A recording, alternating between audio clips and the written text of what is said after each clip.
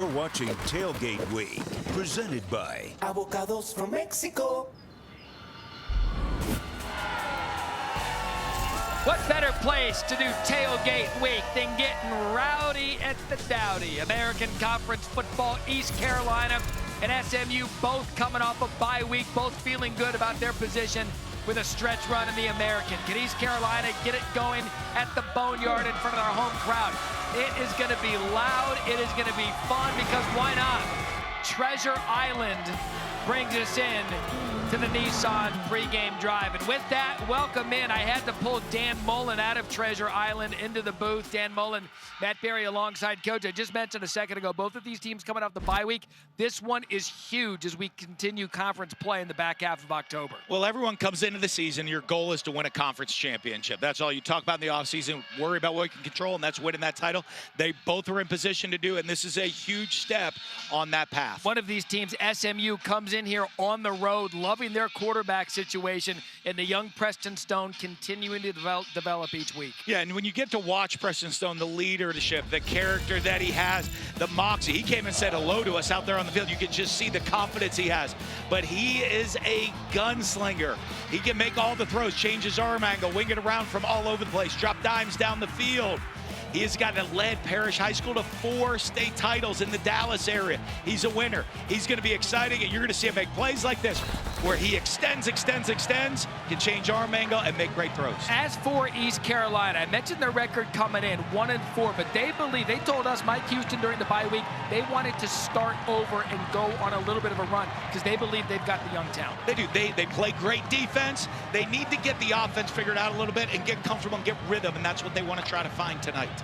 They will look to play off their home crowd. Kickoff from Dowdy-Ficklin Stadium is coming up next as we now take a look inside Nissan's Heisman.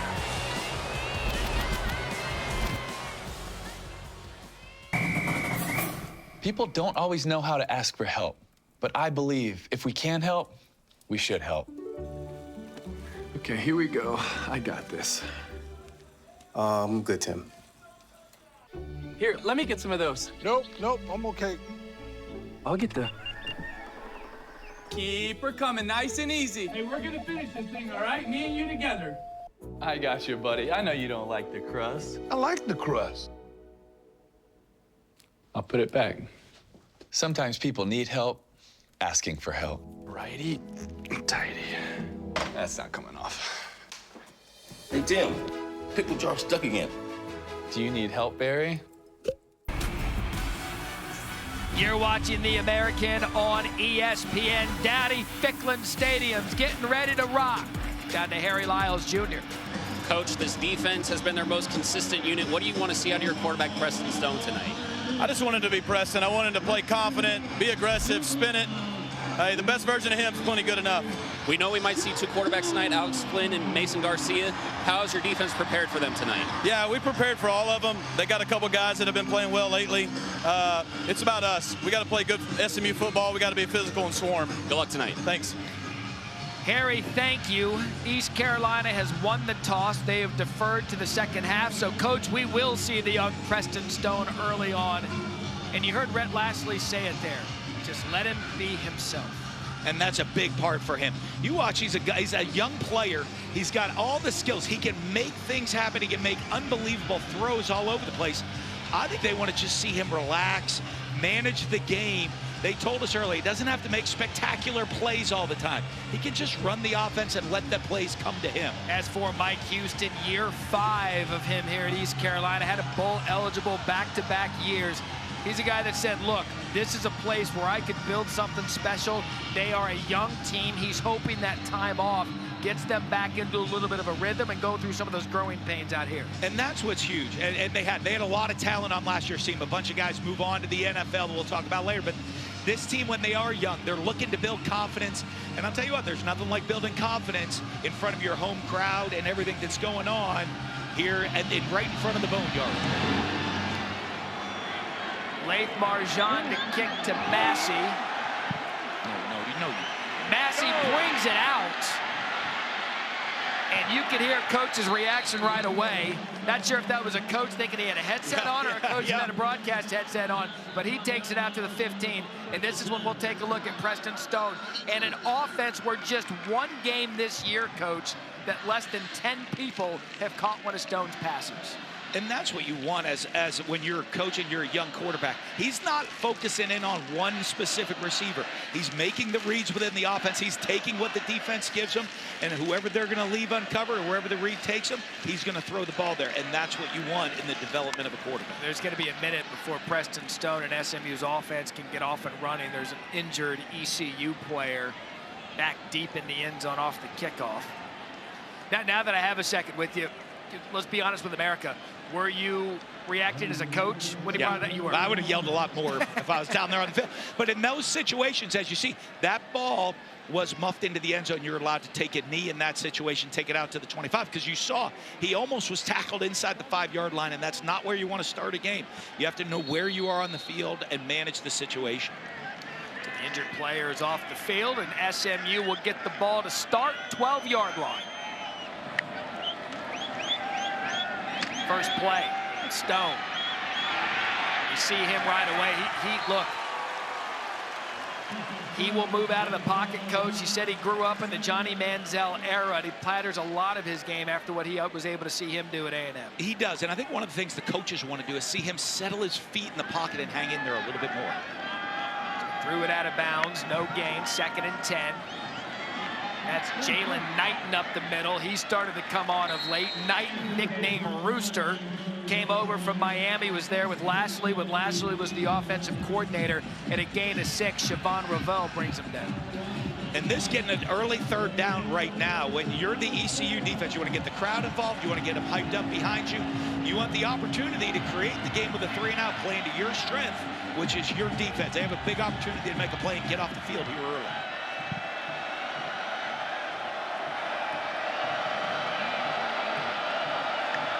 Third and 4. Play fake from Stone. Taking a shot up the sideline, and it's incomplete. Intended for Keyshawn Smith, another one of those Miami transfers. And, Coach, we knew that they were going to be aggressive tonight. 3rd and 4, they take a shot. They do, but I'll tell you what, that's a great sign early for ECU right here. You're looking at Siobhan Ravel running stride for stride. The strength of this SMU team is the depth of their receivers. Well, ECU needs to be able to go run with them. They're going to pressure. They brought a blitz there, leaving the corners one-on-one on an island. You got to be able to cover. Quick 3-and-out for SMU. Ryan Buchevsky to punt. To Cy Hatfield deep to receive it. Hatfield situated at his 32. Had his crease left. Ball popped out. He had some space there left, and his teammate was able to fall on it. We'll see if they ruled him down. There's been some exciting special teams plays here early.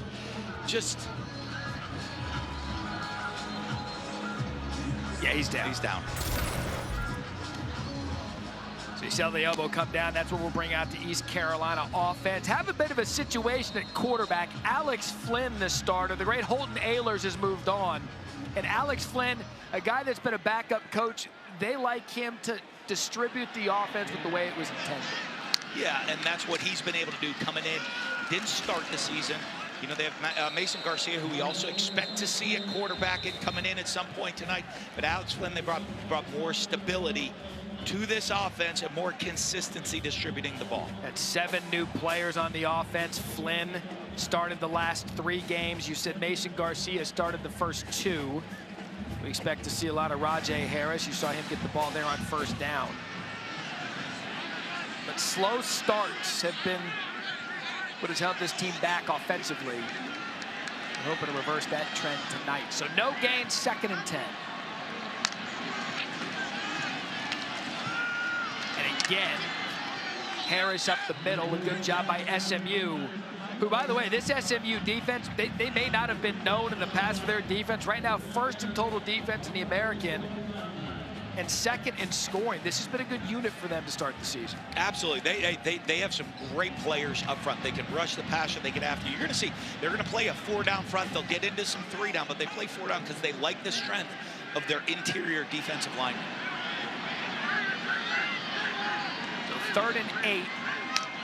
Flynn and the Pirates early. Rolls out. Has a man. And a good open field tackle by SMU. That was C.J. Sanders Jr. and a gain of 4, and it looks like East Carolina is going to bring out the punting unit. Yeah, great job right here on the defense. You see they're running a little pick, a spot corner flat, trying to create the pick on the nickel back, and they don't get the pick. He does a great job running over the top. That's Cale Sanders Jr. coming in. He's replacing Brandon Crossley, that's been out with an injury.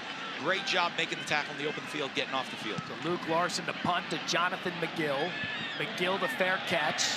Lets the ball go over his head, and it almost checked perfectly, but it's going to go into the end zone for a touchback. Punt to 53, nets 33. Some early defense. Back to Dowdy Ficklin after this.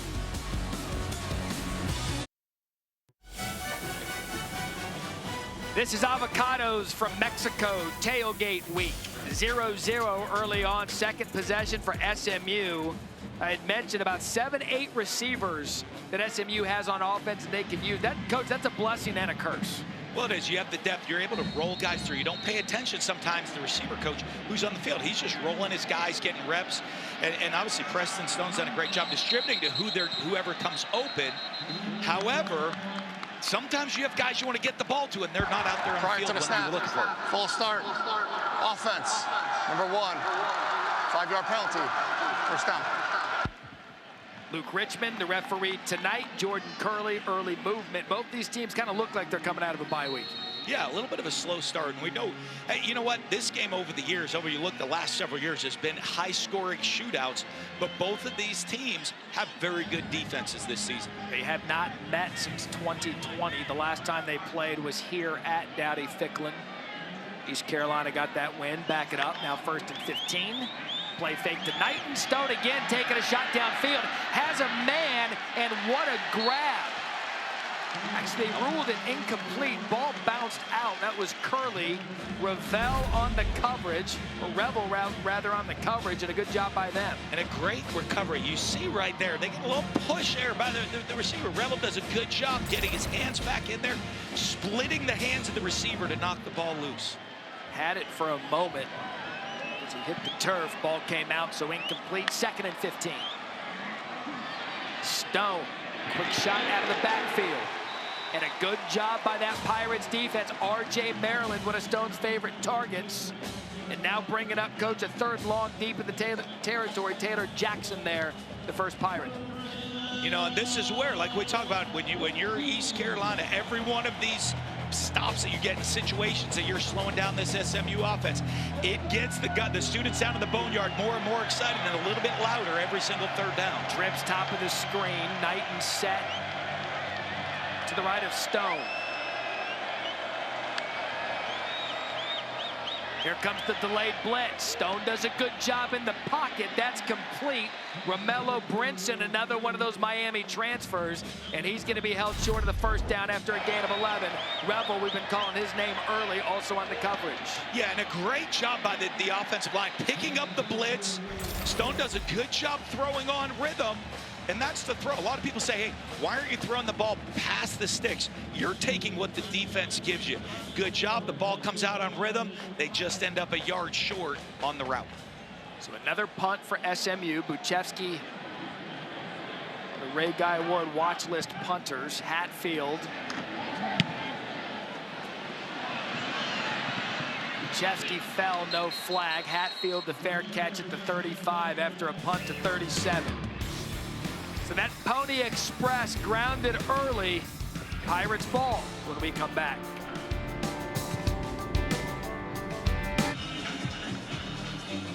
Zero early first quarter. You always hesitate in college football because of double numbers, but we now know Javius Bond, the star true freshman running back. Harry Lyles was the player injured on that kickoff. Yeah, Matt, he was. A very unfortunate scene down here. You saw Rajay Harris and Marlon Gunn come over to check on him while he was in the tent. Has had his hands on his helmet multiple times, many coaches coming over, and they even were updating his mom, who was sitting back here behind the bench, on the injury. It looks like he's perhaps done for the evening. Yeah, Mike Houston, their head coach, Donnie Kirkpatrick, the offensive coordinator, they lit up every time they talked about Bonds, that young running back. Well, and I said the thing they've been missing is explosive plays with their offense, and he said they thought he could be their most explosive offensive player. So second possession for Flynn of the Pirates, swings it out to Harris. That was again C.J. Sanders Jr. Coach, that's what it is for this offense, talking about the high percentage plays. Get Flynn in rhythm, see if they can't get something going. Only averaged over about 4 points in the first quarter. That's not going to get it done in most conference games. Yeah, it really isn't. And they're trying, like we've talked about, they're trying to find a rhythm. They're trying to find what it is. Coach said they need explosive plays down the field. It's hard to go on long, sustained drives, series after series. Gave him a gain of 2. Flynn takes a shot. There was a bunch formation at the bottom of the screen. He went to Chase Sowell, another young player, transferred in from Colorado they're excited about. Charles Woods was there on the coverage. Yeah, and Sowell's a guy they're really excited about. They do a great job, go 4-by-1 to get him one-on-one. A lot of contact there, battling for the ball a little bit. Good physical play. They're letting them play a little bit earlier. I like that. Got a good view from the first down pylon cam. Another third down, 3rd and 8. And early movements. Full start. Offense, number 76. 5-yard penalty. 3rd down. It's Jacob Sacra. And now a 3rd and long, 3rd and longer, Coach. Yeah, when you are struggling, when you have young players on the offensive side of the ball, when you're trying to get your rhythm, this is not where you want to be. 3rd and 13 are not situations you want to be in. Kind of opens up right now for SMU. They're going to have a lot of opportunities right now. Do they come back and play coverage? Do they come after blitz? A lot of times early, they're going to go with a conservative call here with ECU, so they're going to sit back, play coverage, rally up and tackle the guy in front of the sticks. So 3rd and 13. Flynn tried to stay in there, ball dropped. That was Harris, and that was an operative word to use there in rhythm. Because right now, both of these offenses out of rhythm early first quarter. 4 3-and-outs now and another punt. Yeah, and this is not what we were expecting. Well, you know, ECU, we knew they were trying to find the rhythm, but their defense, who they've hung their hat on all year, is doing a great job slowing down with this explosive SMU team. So that's Luke Larson. Down to Roderick Daniels Jr. at the 30 and a fair catch. This is the start of what is a great college football weekend. One of the biggest games for you Saturday, ESPN app and ABC. Bo Nix and Oregon, number 8 team in the country, taking on Michael Penix Jr. in Washington. Tell you what, they're going to be sailgating Husky Stadium, college game day. I would be shocked if this game started like ours and had 4 punts. Absolutely. I'll tell you, that's one of the games I'm most excited for coming into this year and looking at it right now. These are playoff contenders. They have 2 Heisman Trophy candidates. If one of the 2 quarterbacks has a big game, they have to leave the game as the front runner for the Heisman Trophy. Jalen Knighton in the backfield. And again, you can either say it's good defense or shaky offense, but that's no gain on Knighton. B.J. Davis, first man there, and Surratt Ware was there to bring him down. And you'd love to, but I'm gonna tell you what, the aggressiveness right now of the ECU defense, I think they're really getting after it. They're playing great defense. They're giving different looks, showing some different pressures. 3rd time Stone's gone this way. It's 3rd time's the charm. It is. And that's Keyshawn Smith. We've seen that route 3 times already on that player, Rebel, and they finally hit for 38. And it looks like Rebel's the guy they want to go after, and he's done a great job so far. What an unbelievable catch. Keyshawn Smith bringing that ball in over the outside shoulder. Knight again off the left side, and he can't get going. That was good defense. B.J. Davis there for no gain, but have another look at this catch.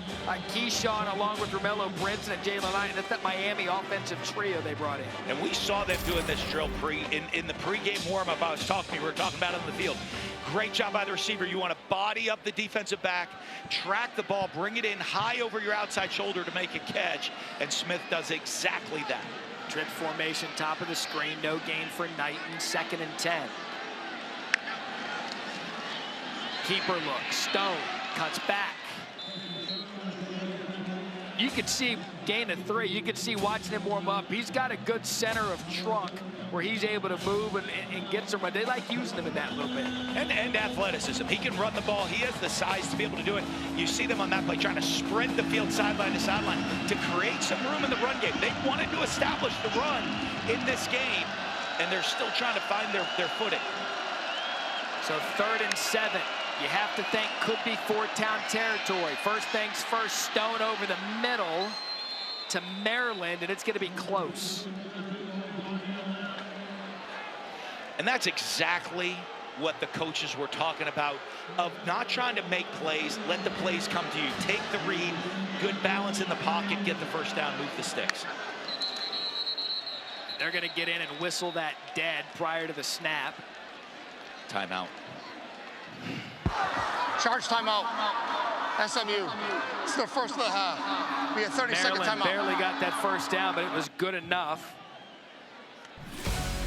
So Rhett Lastly using his first timeout of the half. SMU drive at 0-0 midway through the first. Preston Stone started the game 0 for 3 since 4 for 4, 59 yards, and coach, he's got SMU in a good position, going towards the loudest part of the stadium. Yeah, heading into the boneyard in the student section, but he's faced some tough challenges already, playing on the road at Oklahoma, playing on the road at TCU. He's going to be able to handle this situation, even though this is a rowdy group down here in the Dowdy going into the boneyard. 1st and 10 at the 21. Stone, shoulder fake, tries to climb the pocket, does. Has a receiver. What a play by Preston Stone. Touchdown Ponies, Keyshawn Smith. That is this young quarterback in a nutshell. Felt the pressure, stepped up, and found Smith. And SMU strikes first, 6-0. What a play. 6 plays, 59 yards. And I don't want to say it, Coach, but I will. You saw a little bit of that Johnny Manziel and his ability to extend the play. Well, I'll tell you what, the ability to hang in the pocket is what is so special right there, and what makes quarterbacks great. He's looking his way to the right the whole time. It's not there. Steps up, scrambling, comes back, and is able to throw a perfect throw out here to the side. And that was a double move, design double move. He was pumped. He wanted to throw the ball to the right side of the field. He looked off, came back to Keyshawn Smith on the left side of the field. But the ability to know what's going on the field, know what's happening both sides of the field, to step up in the pocket, not scramble, keep your eyes downfield, and make that throw is why he's such a great quarterback. I mean, that is such a good ability to ad-lib. On that drive, Smith, 2 catches, 60 yards. I keep mentioning these Miami transfers because that's one of them, Keyshawn Smith. He was a highly touted kid coming into Miami. Rhett Lastly brought him over to Dallas with him. Same with Romello Brinson and Jalen Knighton. I mean, I'm telling you, nice to have a lot of weapons, isn't it? I was talking with Rob Likens, a receivers coach, prior to the game. I looked at him, I smiled, I was like, man, you got a problem on your hand. He's like, I know, and it's a good one. But they're looking for that #1 guy like they had in Rashee Rice a year ago, and we'll see if someone can step up tonight and grab that role as Hatfield from the goal line. Hatfield outside. Has space. Midfield, just shy of it. Colin Rogers, the kicker, forces him out. We'll see if that doesn't jumpstart the Pirates after a nice kick return by Josiah Hatfield. Yeah, and that's how you get things going there. Oh, no. Now, he stepped out back at the 28. They're going to bring this back. Let's see. So all for naught. Still a decent return past the 25. And this is when we get a look, our first look at Mason Garcia, the sophomore from Myrtle Beach, South Carolina. We'll get to the quarterback in a minute. Here's a replay of Hatfield. Yeah, looks like right there. But this Garcia kid is fascinating. 6'5", 250, They thought he would be the heir apparent to Holton Ahlers. Started the first couple of games. Said he's been lacking a little bit in confidence, but they still want to get him in the game just because of how athletic he is. You see they start right there with a quarterback run, a direct quarterback run, trying to get him relaxed out there on the field. When you're a young quarterback and you're a big guy and you're an athlete, sometimes great to get that first hit out of the way and call a direct quarterback run like they just did. No gain on the run. 2nd and 10. Garcia, low snap, corrals it. Quick throw outside, dropped. Intended for Keelan Robinson. And Coach, I'm just telling you, when you see 10 out of pads and 10 in pads on the field, he is a large human being. He is, and you know what? And he is, and they love his talent, they love his arm strength, they love what he brings to the table. But I'm going to tell you, you're watching ECU, when you're trying to find a rhythm, you're trying to get a young quarterback some confidence, you got to help him out and catch the ball. Other guys have to step up around it. 8 plays, 9 yards for the offense. Garcia, 3rd down, incomplete. And it's going to be another 3 and out for the Pirates. Intended for Sowell, covered by Woods. And you watch Woods squatting on the route right here.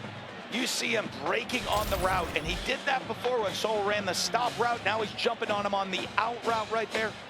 He's doing a great job reading this, and ECU's going to either take some shots or double move to get these corners off him. Luke Larson barely got that punt off. SMU rushed him, caught at the 30. Roderick Daniels Jr. brought back.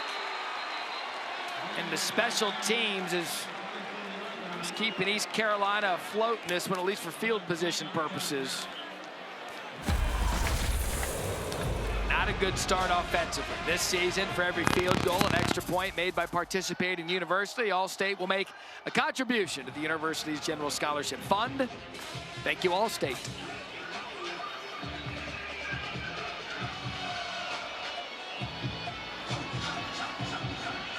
We thought we'd be kicking into those nets a bunch more than we have already early in this game, but SMU showed a lot of confidence offensively on that last drive. Typically, when these two teams get together, there's some fireworks. Not the case early on, at least from ECU side. Stone out of the pocket, has a wide open receiver. What a grab by Jordan Curley. Curley able to get behind the Pirates defense, and that's a big one, and here goes that Pony Express. Quarters coverage, made a great throw, but this is what you expect with Rhett Lashley. They're going to get up the ball after explosive play, snap it as fast as possible. Gain of 48, and they were off and running. Have another look at that pass. What a pretty throw by Stone. Yeah, I mean, it was quarters coverage right there. They run the backside post. You just see gets right by the safety. Stone drops it in perfectly over the top. Great concentration by Curley to bring that in and make the catch play. Curley, the transfer from Arizona State, 2nd year at SMU. That's a new way right here to slow down tempo. Yeah. Is it well, it's on SMU's sideline. So if it was on East Carolina, that'd be the old coach kind of trip the chain guy coming down. Is it time for Matt's weekly soapbox? All right, here's my weekly soapbox. Every week I stand on a soapbox and yell about something. How is it possible we're still using manual chains to measure first downs? I'm a hater of tradition, Matt. A hater of tradition. What are we doing now? You can do anything. They still use fax machines on signing day sometimes, right? You know. Chains. All right. Off my chest. Therapy done. 2nd and 8. 6 straight completions now for Stone. Thoughts and prayers with the chains. Hopefully they stay cooperative. Play fake. Stone, plenty of room to take it if he wants to run, but he pulls it down. That is going to be a touchdown, SMU. Roderick Daniels Jr. and Preston Stone is making this look easy early. And that plays right into his deal right there. We know he loves to run around, make plays, and he just did that just then, keeping his eyes downfield, making the throw. He started slow, but he's really gotten into a rhythm these last 2 drives. And what you saw, too, because they know that he's got the ability to run. The defenders jumped up on that. He's like, you're going to come up on me. I've got a guy wide open for a touchdown. And now 7 straight completions, 2 touchdowns. Colin Rogers' extra point is good. And right now, these Mustangs, they are off and running. And you see, he does a great job, again, keeping his eyes downfield. They bring the, ECU brings the corner blitz. Great pickup by L.J. Johnson. But watch Stone, the confidence, eyes downfield, busted coverage. They should be in a one-high look with a cover 3 look behind it. The safety off the corner blitz should roll into that outside third. He stepped up when Preston Stone started to scramble. And all great quarterbacks, they scrambled to throw, keeping the eyes downfield. Preston Stone did that. Found a wide open Roderick Daniels for the touchdown. You had mentioned it, a slow start. You'd started 0 for 3. First couple of possessions, 3 and outs, but this thing's moving now. And we're seeing it like we have with SMU. There's different guys stepping up. Well, the play that got him going was the unbelievable catch on the fade. They had a couple incompletes. They had a receiver step up and make catches, and that got their quarterback going. That's what East Carolina needs. They're trying to get confidence in their quarterbacks. They need a receiver to step up and make a play. Hatfield, fair catch. They'll get the ball at the 25-yard line all season long. Student sections across the country have competed to be the Taco Bell Liv Moss Student Section of the Year. Download the Taco Bell app to learn more. Hey, look who came to our game. We have Taylor Swift here at our game as well. See? So there's star power here. Don't care what's going on in the pro game tonight. We've got Taylor as well. We've also got a boneyard full of students hoping to get something going. This is a great student section. Great atmosphere, great college town. This is Evan's a lot of fun, and they showed up tonight. I'll tell you, for this school, I mean, it is packed down there at the boneyard. Second possession for Garcia, keeping him out there to see if they can't get anything going, and that's a good start by Harris on first down. Going to be enough for another first down after a gain of 11. And sometimes the defense, you know, when you have a running quarterback in, they're expecting him to run ball. You see all the eyes on Garcia right there. And just a simple outside zone run play hits because the defense has talked about stopping the running quarterback when Garcia's on the field. He's a threat to run. Eyes go to him. It's Brian Massey, injured SMU player. He's a big one. He does special teams as well. Senior out of Katy, Texas. You know, and with regard to ECU and the offense, bringing out Garcia again. So you take another look at the injury here. Lowered his shoulder there. And look, Rajay Harris, he's a big fella. 5'11", 211. He's stout. Came from that powerhouse in Burns, South Carolina. And you see him holding his arm. Hopefully, just a little stinger down the arm, and gets that feeling back and gets back in the game. Speaking of getting back in the game, if you're the offensive coordinator for East Carolina, you've got Garcia in there, what are you trying to do to get some juice in this unit? Well, you're talking to guys around him, say, hey, other guys need to step up. We know he can make plays, but we need somebody else to step up and make something happen on the field to help him out. Harris, a good job initially getting away from the defender. You wonder if Garcia should have pulled that and kept it himself. Isaiah Wacobia tripped him up. A gain of 1. And they're bringing right now, SMU's bringing a lot of inside backer pressures to stop this inside zone game of East Carolina. Until the Pirates show that they're a threat to go deep. On 2nd and 9, Garcia. Now that's the athleticism they like about this big kid finding Sowell. Stepped out of the pocket, threw it on the run, gain of 6. Yeah, and that's a really good job by him, stepping up, keeping his eyes downfield, making the throw. Big third down here for him. Now, this is the situation where when you have the running quarterback in the game, it opens up an entire playbook because the threat of quarterback run can change things. And it adds a number in the box to the count. And you see, expect SMU to come after them. They're playing zero coverage on the back end. They're going to bring the house on them right here. So 3rd and 3. Quick throw, quick catch, first down. That's a good job by Garcia. Again, it's the youngster Sowell in a gain of 4. And had a free rusher come off the edge. This is a confidence-building play. You know you have a free rusher, you're hot, set the feet, accurate throw, move the chains. Those are the plays that can build some confidence for you. Nice route by Sal, the guy they need to step up to make plays. So McGill brought the pressure. Garcia got the completion. 2nd first down of the drive, 2nd of the game. SMU right there at a loss of 3.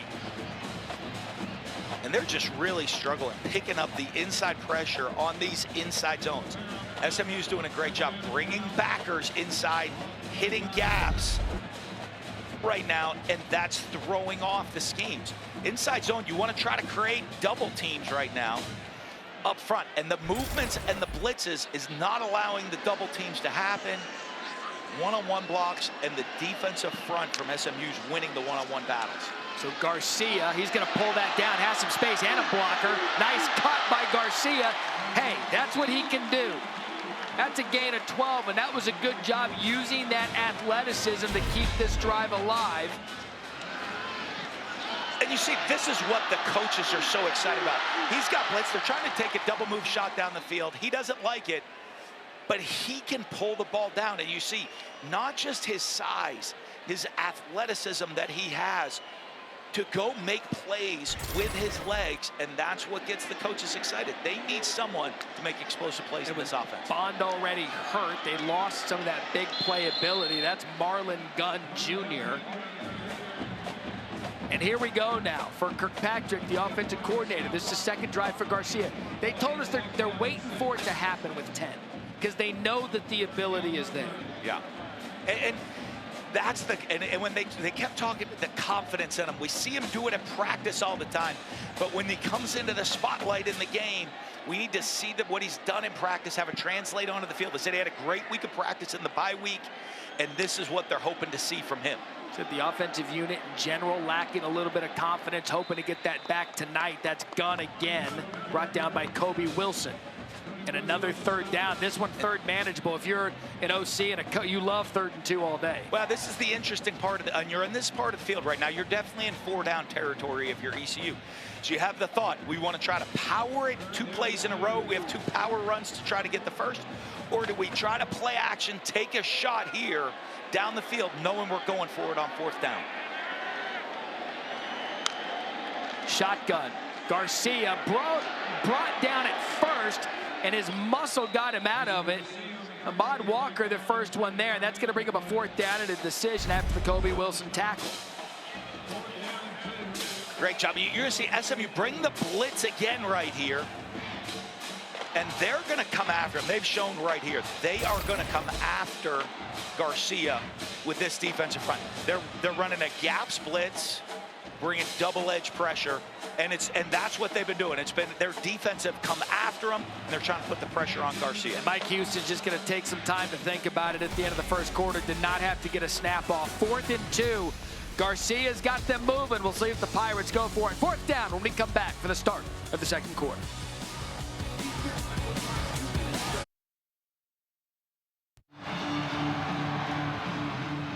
ECU 5 of 13 on 4th down as we begin the second quarter. Dan Mullen, Matt Berry, Harry Lyles with you. Coach, call the play. What are you calling here? Well, you know what they're going to do defensively. They're going to get into a 6-1 blitz, everybody in a gap, come double pressure off the edge, play 0 coverage. So you can try to move the pocket and create a little pick route for man-to-man coverage on the receivers on the outside. The quarterback knows he's just got to get rid of it quick. It's a big play early in this game. Garcia to throw out of the backfield. First down, ECU. That is Jalen Johnson, former walk-on at Georgia, a guy that they want to target, and that's big for the Pirates confidence. And they bring him in motion. You can see they create the little rubs and picks. They try to get him and make the DB run over the top of the defense before he can cover him, get the ball out of your hands quick against the pressure. Great the call. Great call. Okay, it's a good call. Really good. So an A in grading parlance. All right, absolutely. Understood.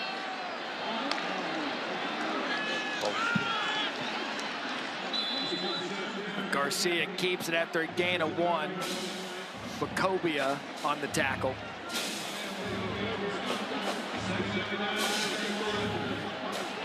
And you wonder, we sat in those meetings and we're like, what will it click for Garcia? It's like, well, we hope so. And you're wondering now if little by little he starts getting that swing confidence. Well, the key is they said they have to finish drives, and they've looked for big plays. They're having to work to get down the field. They need someone to step up with a big play here. 12th play of the drive. That was just no good. Let's go down to Harry. Matt, I spoke with Mike Houston at the end of the quarter. He said they've got to finish drives like this one if they're going to get back into this football game. He said once they get back on defense, they got to be more disciplined in the secondary. He said we've gotten beat too many times. They can't be having that if they're going to get back in this football game. Harry, thank you. Just 1 of 5 on 3rd downs, and I can't tell you how many times this entire program uses the word finish. Yep. Finish drives. Finish. And the hard one is when you're not having the explosive plays, you have to go on these long drives. This is a 2-down situation. They have 2 downs to get this. So they have the whole playbook open. They need to get part of it here on this down. SMU bringing it. Skips the pass, incomplete. It was intended for Sowell. Third and 9, now 4th and 9, probably a little too much for Coach Houston. They bring out the field goal. Yeah, and you see that they knew they were going to get rid of the ball short. They brought the pressure, a lot of different looks, defensive line stunts, inside backer pressures coming from SMU. And that's the one, though. For Mason Garcia, they want to see the confidence step up, make that throw, and put them in a 4-down territory where they a makeable 4th down. 49-yard attempt for Conrad to get on the board. Kick on the way. Kick is good. So Andrew Conrad, a career-long field goal, and they were able to get something out of that drive. And that is the key. They needed to finish a drive. Even though they wanted to get a touchdown, they come away with points at the end of the drive. Got to come out, get this defense rolling.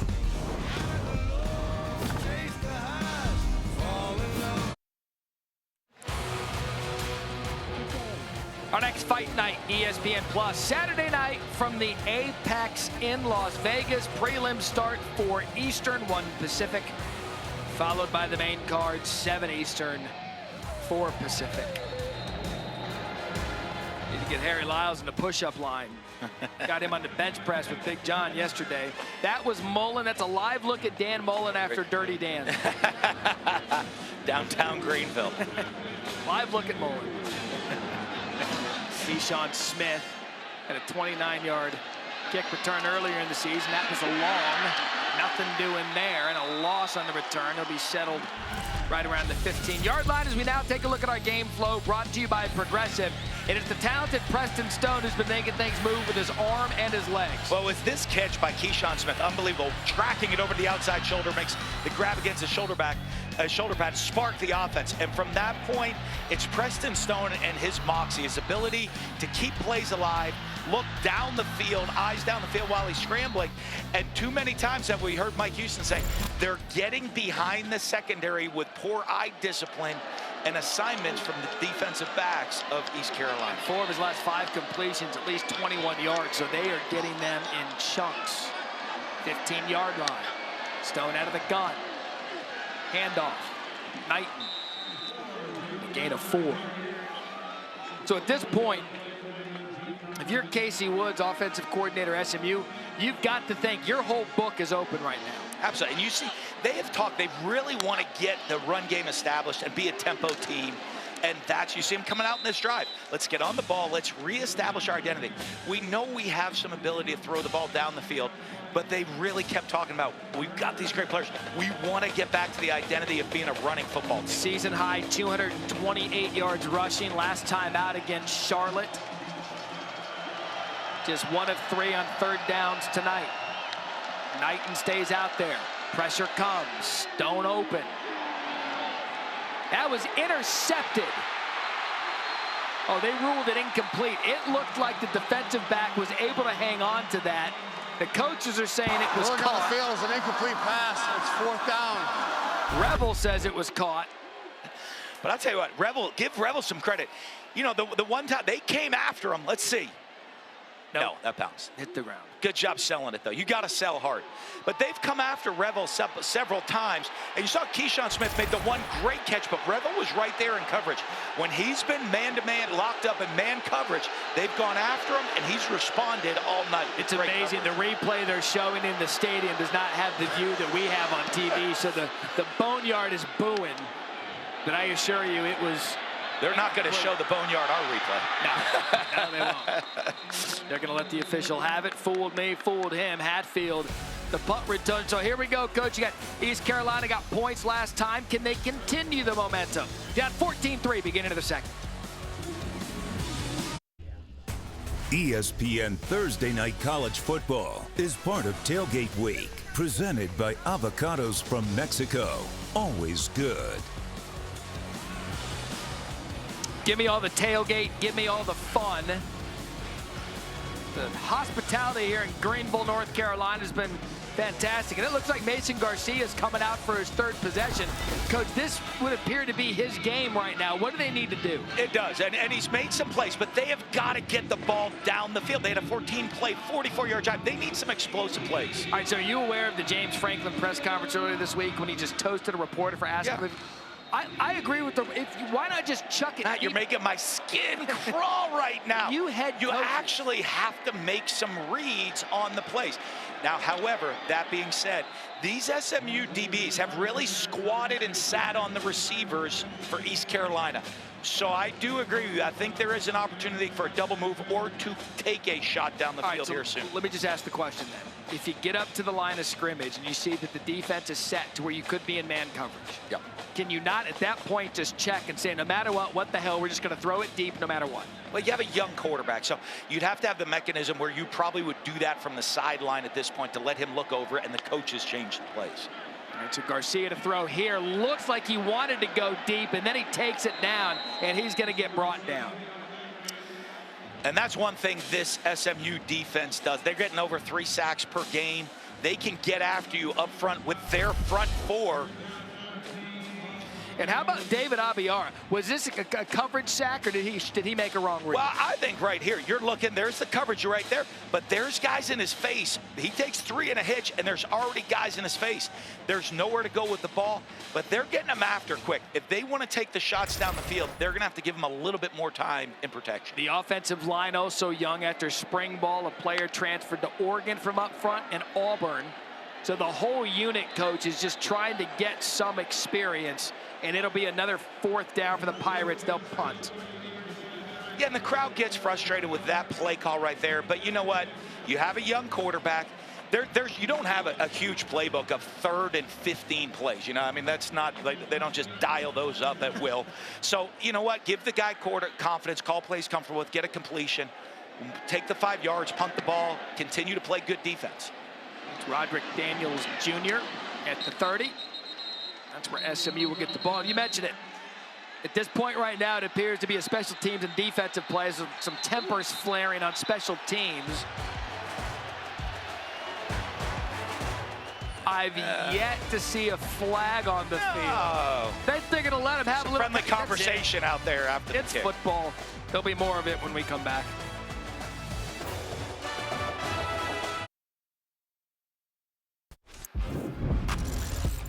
What a history it's been for SMU. Southwest Conference, those are the good old days, 1918 to 1996.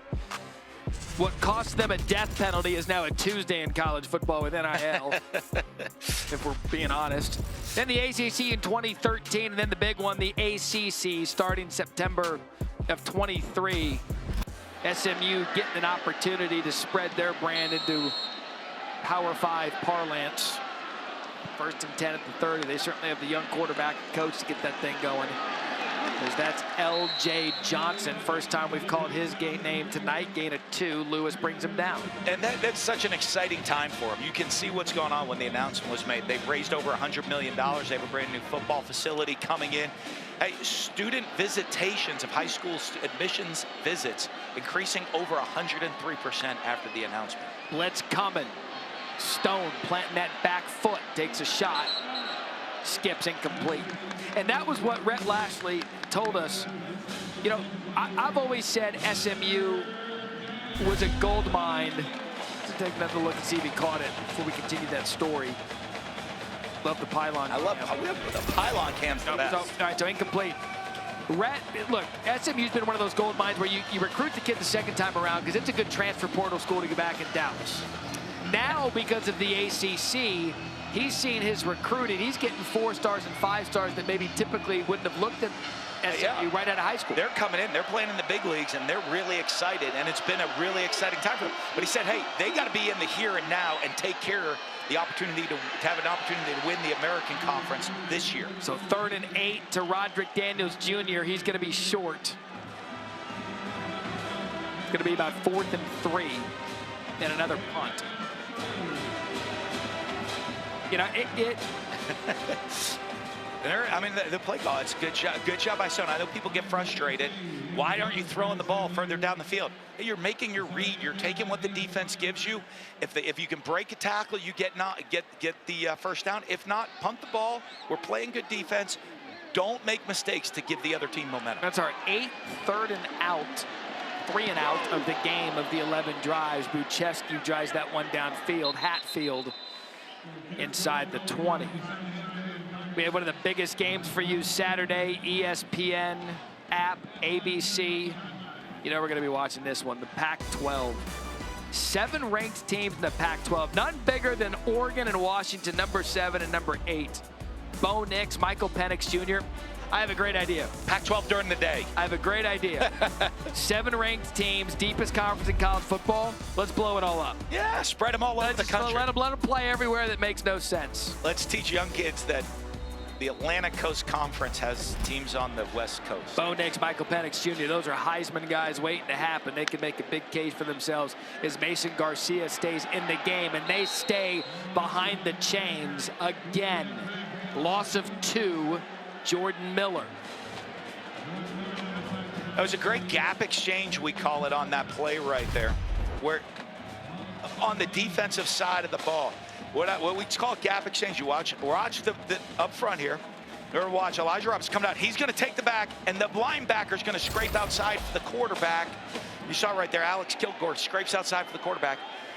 To make sure you're switching your gap responsibilities between the D-line and the linebackers. Blitz coming. Garcia able to get out of it and nearly intercepted by C.J. Sanders Jr. Moses brought the pressure.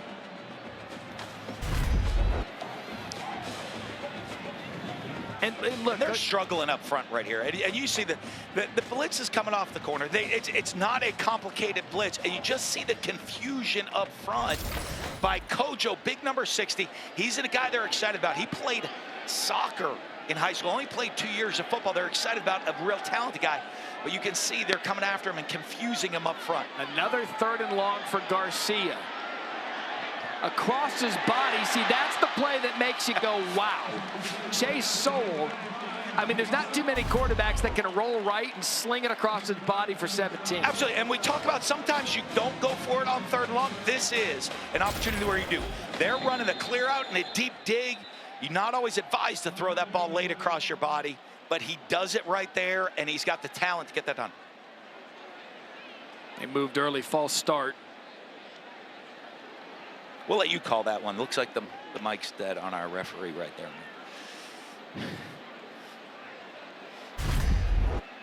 You wonder if this is a procedure penalty on just a young quarterback not waiting for everyone to be ready. Yeah, they got the big explosive play, and they try to go tempo, again, trying to make things happen. And that inexperience, the guys around him, though, got to continue to help him. Try to bang one up the middle there with Edmonds. And again, if you're just tuning in or wondering some lack of explosives on the running game, Javius Bond, the talented true freshman, who they believe is their most talented player offensively, the big play guy, he was hurt on the opening kickoff and now out for the rest of the game. And so 2nd and 14, we've seen Edmonds and we've seen Harris in the backfield for the Pirates. And that's hurt him because, you know, as they said, we were excited to watch him play. Looks like such a dynamic guy when he gets the ball in his hands and an explosive player. And now a timeout.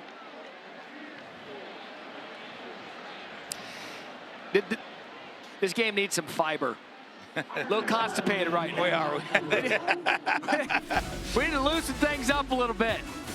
We'll see what happens during the break. 14-3 SMU.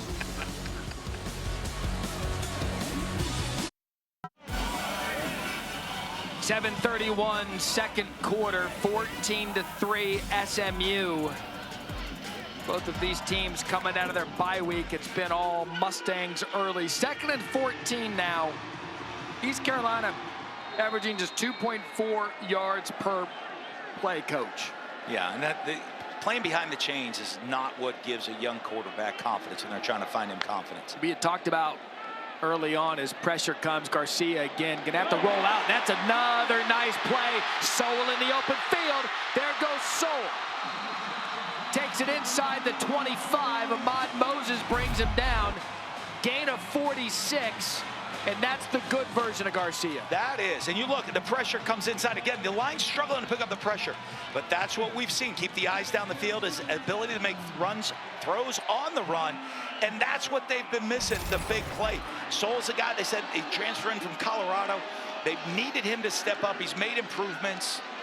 And they need these explosive plays. A couple of shots of prune juice during the break. And look at what we have here. Harris, a gain of 4, brought down by Kobe Wilson. Yeah, look at that. And then Sowell's just staying alive. He ran a curl route, sees his quarterback scrambling, gets in phase with him after the top end of the route to make himself an available receiver to the quarterback. And then the yards after catch is something they're desperately missing this year at East Carolina. I'm telling you, the good with this kid is good, Garcia. Oh, yeah, that's why I think they're so excited about him. And what he can do, and you can see the frustration in the coaches saying, we see it in practice, we just need it to translate under the big lights. You just want to see a big play like he just made with his feet and that howitzer of an arm to start building that confidence. Now 3rd and 4. Yeah, and in this situation, again, I think this is a 2-down situation. So this is a decision that Mike Houston's already made the call. You have 2 downs to get this to Donnie Kirkpatrick, the offensive coordinator. So put your play mind around. You have 2 plays to get 4 yards. 2 backs in the backfield. Gunn splits out. Garcia. And that'll be enough for a 1st down. This is their first trip into the red zone tonight. Gain of 5. That Sowell moved the chains. Only needed 1 play. Really good job right there. And Sowell was getting locked down by Woods early. And now he's starting to get into his groove a little bit, finding some room to work. Let's see if SMU goes back. When they were having success stopping Sowell, they were doing it, pressing him, playing press man with Woods. Let's see if they try to get back to playing a little bit more press man on these wide receivers. Harris in the backfield, the motion in, option look. Harris trying to get outside, makes a defender miss. Nice play, Pirates. Woods brings him down. He's going to pick up 7. Kobe Wilson was there, missed the grab, and now it's 2nd and 3. They got into an unbalanced look there with and then motion. Ran the shovel option coming out the backside. And some of the things you'll see right now, Garcia is starting to get a little bit more comfortable in his decision making. Shovel option's a triple option play. He can run it, shovel it, or pitch it to the outside. He pitched it to the outside on that one. Starting to get more comfortable with his reads. Jumbo package, 10th play. Fake pitch. Big kid. Did he get enough for the 1st down? Looks like he's going to be just short. Brought down by Miller. But I'll use that word they kept using with us, Coach, finish. And this is where it is. In the red zone, they got to finish drives right here. This is critical. Again, this is 4-down territory for them. Because defense has done its job. They've after that onslaught of 14, they forced a few punts. Now it's the offense's turn. And you see right now, they've gone to a little bit more of a spread package. SMU's got to figure out their personnel, who's on the field. They're going to have to take a timeout. They have too many guys out there. See Lashley running down there to bang the timeout. They've got 2 left. That's their 2nd, so 1 now remaining. And that's a situation where coaches right there. You're in a short yardage position right now. You see Lashley a little bit frustrated in what's going on. But you're getting ready to play short yardage D. East Carolina subbed more athletes onto the field. So they were going to get into a spread look, even though you're at a short yardage situation. They were trying to match personnel for personnel. A little bit of confusion out there. Lashley takes the timeout because he knows this is 4-down territory for them as well. He knows this is going to be a big play. They would love to see him get into that spread set because they're going to bring double edge pressure if they get into a spread set and try to force Garcia to win with his arm. May I have another coaching conversation with you? Yes. 3rd and 1. Why did we get in the shotgun 4 yards off the ball and make it 4 yards longer than it needed? Well, you got a big guy, get him some momentum running down. Okay, all right, look. No, but a lot of that, honestly, the biggest one, quarterback-center exchange. You're used to being in the shotgun most of the time. You want to get in that position and do what you're used to doing to execute at a high level. Here comes the double-edge pressure. So here we go. Short. Harris brought down. Nelson Paul. So now here comes the 4-down territory. They just tried to run it off tackle. Yeah, you're going for it again. Yeah. And they brought it. They're going to get into, you know what they're going to play? They're going to get into a gaps look and bring double-edge pressure. So you want to have your best play call for that. I love a quarterback direct run because it equates numbers better. When your quarterback's direct running instead of either a zone read where he has to read somebody in this point or a handoff, you're taking him out. They don't have to account for him. Get into a power formation. Let the quarterback run power football. Can they finish? 2 tight end set. Garcia in the gun. Low snap. Garcia takes it. Power. Touchdown.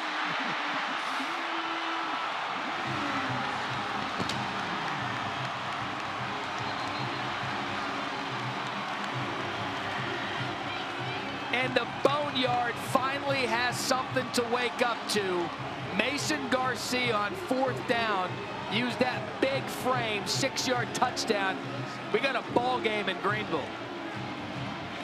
That's the finish they needed on a drive. They've been looking for that red zone finish, and they just got it.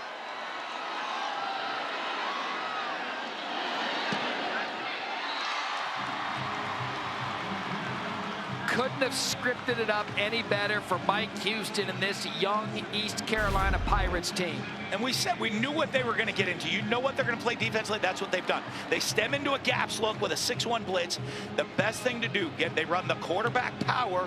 They're down blocking. What is that? That's a down block on the outside. Pull the guard around. Let your quarterback add an extra number. When you run the quarterback, you equate numbers. He counts. You have an extra lead blocker in the play, and it equates the numbers between the defense and the offense in the run game. Here's what I like most about that drive. 12 plays, 81 yards, long conversions, and they stretched the field a little bit because they got their athletes out in space. They did, and they got the big play. You see, your chances increase by 20% every time you have an explosive play of 12 yards or more. You have a 20% higher chance of scoring. If you have 1, it's going to increase by 20%. 2 explosive plays, you increase up to 40% chance of a score out there on the field. How much did Urban Meyer yell at you when you weren't using Tim Tebow on design quarterback runs? He didn't yell because that's all we did. Listen, that wasn't easy to call on 4th and short right there. Everybody knew who was getting the ball. Take it. Good special teams. East Carolina to the studios and Kevin Connor. The Twisted Tea halftime report. We'll check in on a showdown in the Big 12 and kind of a sneaky, under-the-radar West Virginia team. Plus, we'll have much more on that colossal battle in Seattle in the Pac-12. Trevor Matich on what Oregon might try to do to slow down Washington a bit. And an update on the status of Colorado two-way star Travis Hunter coming up when you join me, Sam Acho, and Trevor Matich on the Twisted Tea halftime report. Matt? Kevin Connors, thank you. Who works harder than the studio, folks? It's our weekly plug. Stone, pressure, gets out of it, keeps the play alive, lives to throw another day down to Harry. Matt, you saw that pressure there on Preston Stone. That was the message before they ran out here on the field. They said, hey, we're going to get after Preston Stone. Just keep applying the pressure, stay active, and finish the half. Harry, thank you. This is going to be a big drive buster here, Coach, because SMU to start, 2 punts. Then 2 touchdowns, then 2 punts. Yeah, and it is. When you talk to Blake Harrell, the defensive coordinator here at East Carolina, he knew there was a lot on his, what he needed to do, and this defense needed to step up. Lead flicker for the routine out route. I mean, look, he threw that all the way across the field. That was, though, to Jake Bailey. You know, this is the arm talent we talk about. I mean, look at him. The accuracy, dropping that ball in, falling away, the outcut on the outside shoulder away from the defender. That thing was a little muddy, but it worked. Skips the pass there, 1st down low. Looks like they're going to rule it complete.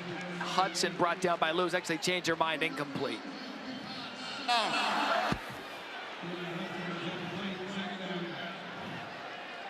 So 2nd down.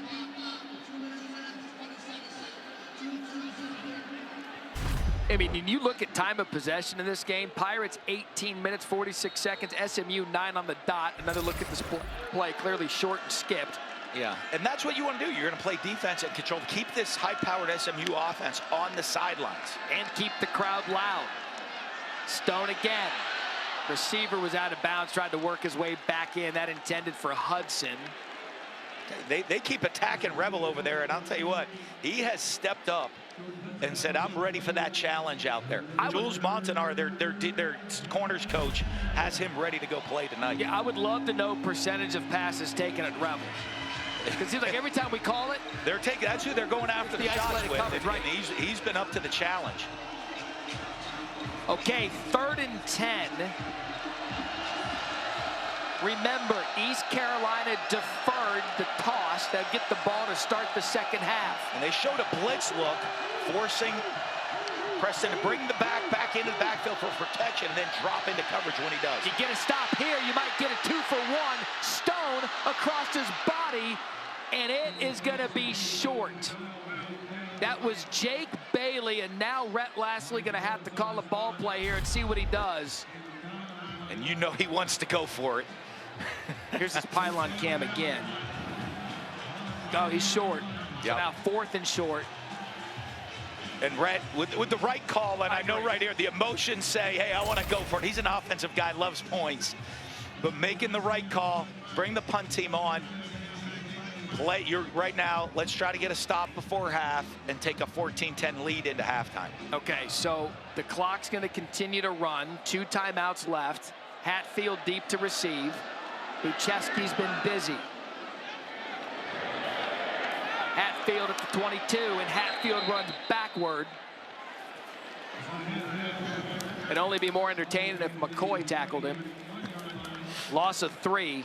And look, we were talking before the game to Casey Woods, and last year SMU had to be aggressive offensively, and Rhett Lastly going for it on 4th down because the defense wasn't necessarily supporting them the way that they would. But this defense is among the best in the American, 2nd in scoring, 1st in pass defense. You know that you can punt it and let these guys take care of it. Well, exactly. You're playing against a young quarterback right now. You have a defensive line that can win with their front 4 and is a top pass defense. So in a 2-minute situation right now, you're saying, hey, let's see if we can force the young quarterback into making a mistake. They've thrown a bunch of interceptions. I can see East Carolina say, we're getting the ball to second half. We're going to run it. Let's just get out of here, go and say, hey, great first half, guys. Let's build on it in the second half. Even with 2 timeouts, you beat me to it. How are you going to call this with 1:16 left and a young team? And right there, that's a run on 1st down. But again, they start with the ball. That's Gunn Jr. for no gain. And this is where it hurt SMU, having to use some timeouts for substitution and other issues earlier in the game. Because this is a situation when if you were SMU, you know that this is where you want to use your timeouts and give your quarterback, Preston Stone, a chance to make plays. But they had to use those 2 timeouts early, so they don't have the timeouts to stop and make them punt here at the end of the half. This might give the Boneyard, this might get them a little grizzled, but all things considered, this is your strategy. Garcia. Don't run out of bounds, though. He just gave that. That fights the strategy. Well, now, you know, with 1 timeout left, right now it does. The strategy by Mike Houston, great, but you can't run out of bounds when you're right there trying to run out the clock at the end of the half. Because now SMU has the 1 timeout. They're going to have an opportunity to make a 3rd down stop. Use your timeout. Force East Carolina to punt. We've seen a couple times both teams getting close to block a punt. And you have a quarterback that can, listen, I don't want to see Preston Stone scrambled around trying to throw a ball into the end zone at the end of the half. That's scary. Especially with how these receivers have gotten behind the defenders early. But look, that's one of those growth moments at a young quarterback. Absolutely, yes. And they're going to take a timeout to make sure they don't make any mistakes right here. So you can expect, you're going to see quarterback draw. Really? I'm going to go with it right now. We're going to, you know what? Hey, don't even exchange a handoff. We're going to take a quick drop, quarterback draw. If you get the 1st down, great. If not, protect the ball, get some yards. No mistakes. Let's get to halftime. We get the ball to start the second half. The way that this thing started, I mean, it was 14-0 quick after we were exchanging punts. And the fact that East Carolina, look, they've given the ball to Garcia. Hey, this is your game, kid. Now, for every great play he makes, there's a play where he looks like Dante Culpepper. And then there's a play where he runs it out of bounds when they're trying to run out the clock. Those are the type of things, if you're going to be a leader and a quarterback of a program, You've got to know everything going on around. Well, and that's one for the coaches. And you don't go crazy. You get a young player, hey, come on, man, and he knows. Maybe you laugh at it. He knows, hey, yeah, a little smile. Don't worry about it. Let's see. Let's just get out of the half. Let's see, a little quarterback draw, something easy right here. I should have bet you. There you go. Oh, come on, man. What are you talking about? Hey, look, first down. Now, do you end the half? Now you're East Carolina. Now you got a first down. You might take a quick shot and see if something can happen. They're going quick. Tempo. Just don't make the mistake. Yep. And it's incomplete. Now you get this situation. 18 seconds left. Again, I see this as let's just get to halftime. Okay. I think it's great. You got the first down. You take the shot. See if we can get something quick and cheap to get us where we maybe could get to field goal range eventually with timeouts. Now you say, don't make a mistake. And not because they want to give SMU a chance, because they're trying. They've talked about confidence. Let them finish the half on a high note. There you go. And you know, the sidebar of that is you keep the ball out of Stone's hands. Yeah. We'll hand it off right here. So 2nd and 10. They're going to throw. Skips it again, brings up 3rd down again, stops the clock. Now this is a strategy that I don't know syncing up with what we thought was happening a few plays ago. Yeah, and it's not really where they wanted to be right now, because again, you know, Mike Houston's looking about potentially, no matter what he does here, having to bring the punt team on the field. And I'm telling you what, they've gotten close. Like I've said, both sides. We've seen some guys get close on these punts. You want to mitigate the potential for damages. And at this point, with a young quarterback, your chances of scoring on this drive weren't good. Let's get confidence and regroup. Quarterback draw or run? No, they're going to just hand it off, but they're going to get a timeout and a punt. Yep, there's Rat banging a timeout. So they're going to come after this one now. Some of the fans not happy with that. That was interesting. But they can't be. Don't be not happy with the 3rd down call. You'd be happy with the 2nd down call to not just take it into the half, but not the 3rd down. So now Mike Houston. They're going to bring that. They got a block called. Whatever they practice in the block scheme, they're coming after it right now. Max protect, keep everyone in. Yeah, you're calling almost your tight punt. Like if you're East Carolina, this is a situation where you call your tight punt just as if you were punting from the 1-yard line right now. Punter catch, kick, 1 step, get it off. You had talked about getting close early. Ahmad Moses. I mean, there was a couple of times where it looked like SMU could get to it. To me, this is self-induced pressure. Self-induced pressure on the snapper, self-induced pressure on the punter, when you probably didn't need to be there. Yeah, because you're making that decision with a young player. The first couple of plays of the drive were a run, a quick little naked play action, dump in the flat. You were playing to get out of the half, and then somehow you change the philosophy. They're going in the spread punt, so they're going with what they do. Let's see, he's got to get this off quick because they're going to be coming here. By the way, what a legend Luke Larson is.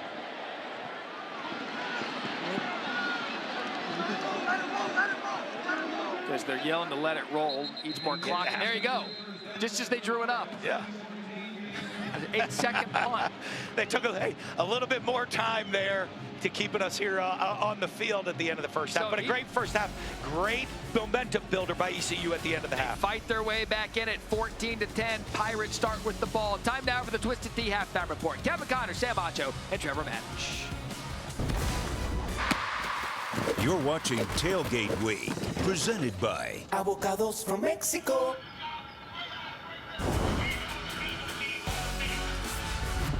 You're watching the American on ESPN, a big conference game for both ECU and SMU. Coming out of the bye week in the first half, SMU up 14-10. Dan Mullen, Matt Berry back with you. This thing got 14-0 quick, but then East Carolina, behind their young quarterback Garcia, were able to fight their way back in it. And that was the spark. And they talked about him being a guy that they really wanted to build on. They knew he was the future, but he didn't have the confidence. Well, I'll tell you what, he's come in and he's played with confidence so far in this game. How do you get a young quarterback going? You let him use his athleticism and size to run the ball. Then he uses his athleticism to make great throws on the run. able to scramble, keep his eyes downfield. But you needed the receivers to step up as playmakers.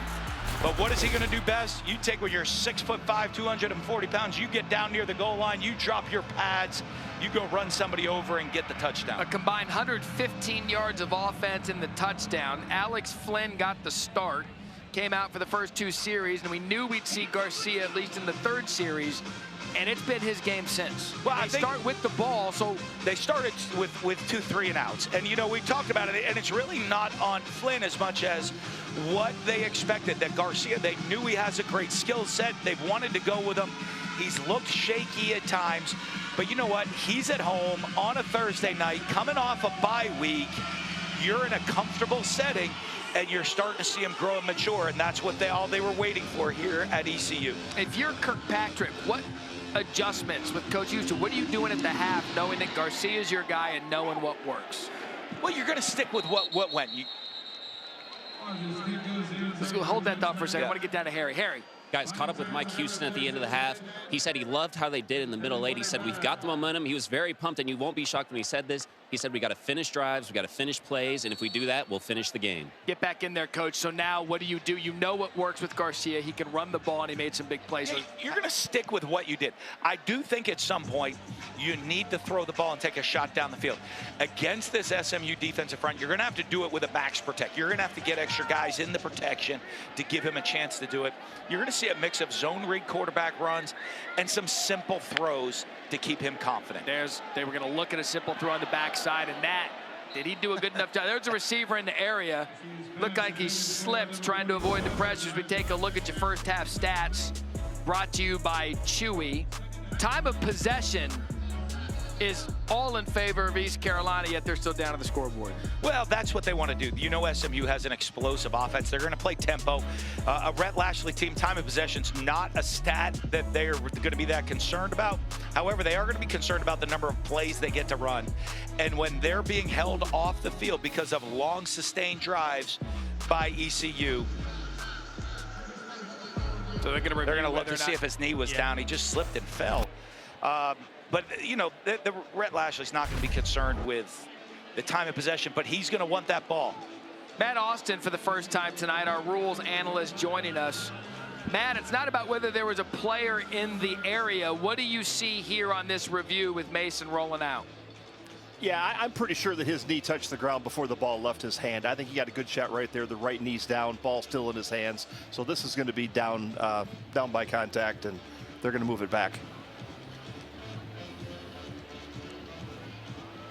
It would not be the way to start the half. You see the right knee there. You know what you are, like we talked about in the first, they keep putting themselves behind the chains, and that is, it just makes it hard. You know, I mean, you're not efficient. An efficient offense, you want to get 4 yards per play. Well, when you're going backwards on plays that you don't need to, that's a simple mistake, and they are going. You see them walking the ball back already. After further review, the quarterback was down at the 17-yard line. It'll be second down. So that's a healthy loss on first down, loss of 8. Second down and 18. You're averaging 3.5 yards. The game clock will start on my ready. Averaging 3.5 yards per play. So now the playbook kind of gets wonky on 2nd and 18. And again, it plays right into SMU's strength as the top pass defense in the AAC.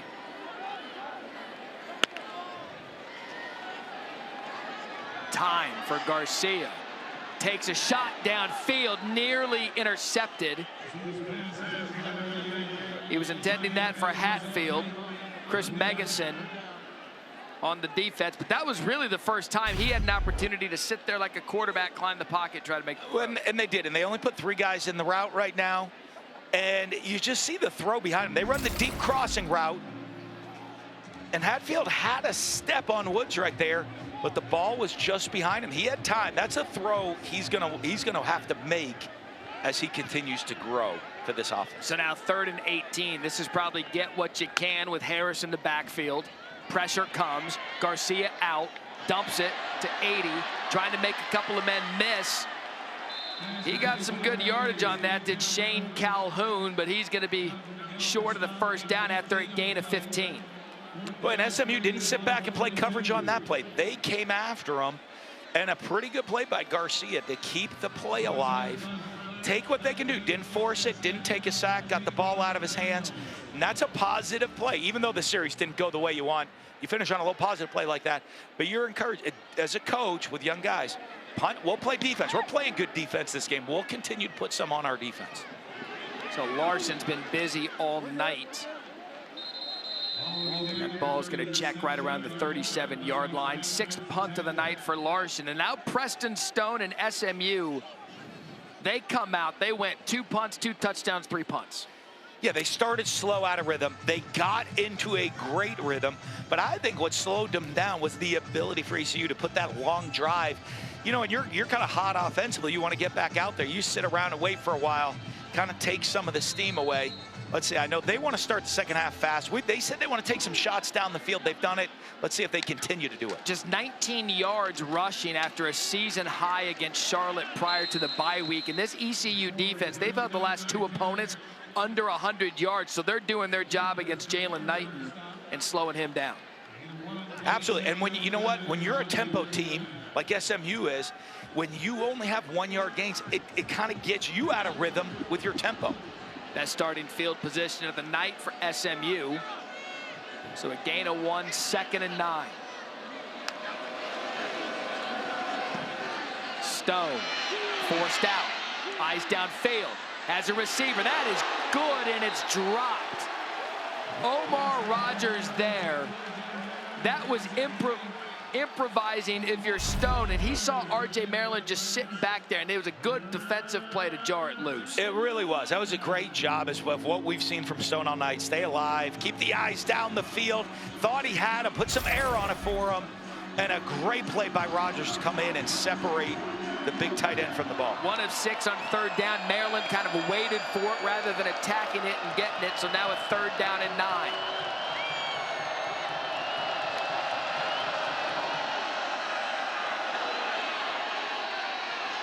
Incomplete, out of bounds.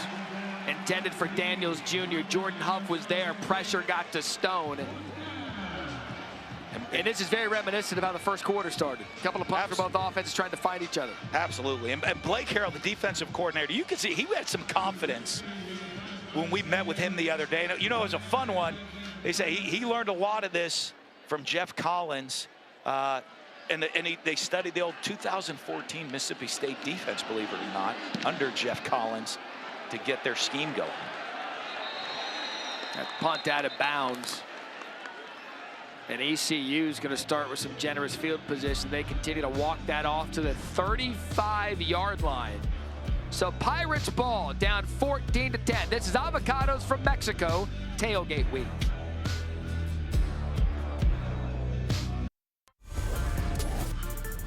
You just talked about Blake Harrell for ECU. This week at 6 Degrees of Dan Mullen. Who we connected to this week, Coach?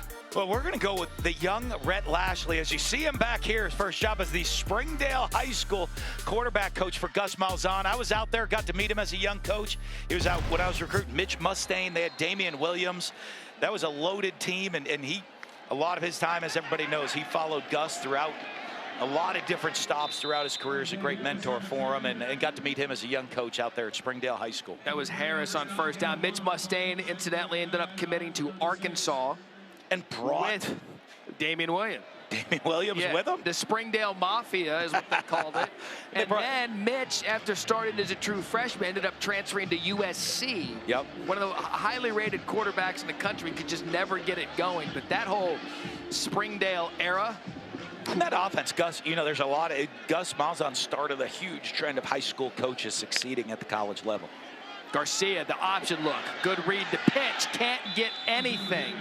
Good defense by Ahmad Walker to recognize the option, and it's going to bring up another 3rd and long. Yeah, and you're going to put him in a situation right now. I think your defense is playing really well, and you want your young quarterback to understand we believe in you. We have confidence in you. 3rd down, 8, you're going to go. As a coach, you've met with him. You know what his favorite play is in this situation. You're going to go dial it up right now, what his favorite call out of the 3rd and 8 to 10 package is. 4th and 13 on 3rd downs tonight. Blitz coming. Garcia plants the back foot. That's going to get nearly intercepted. You can see it from up top right when he let go. Woods and McGill were there, and he's lucky that fell incomplete.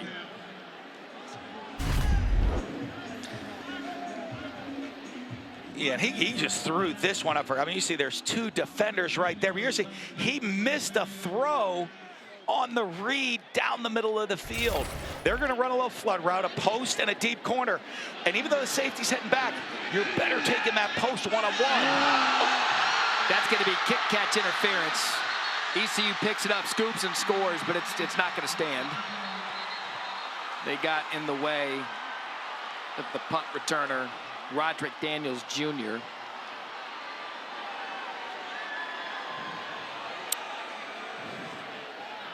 So we'll wait for this to be official, but it'll be SMU ball.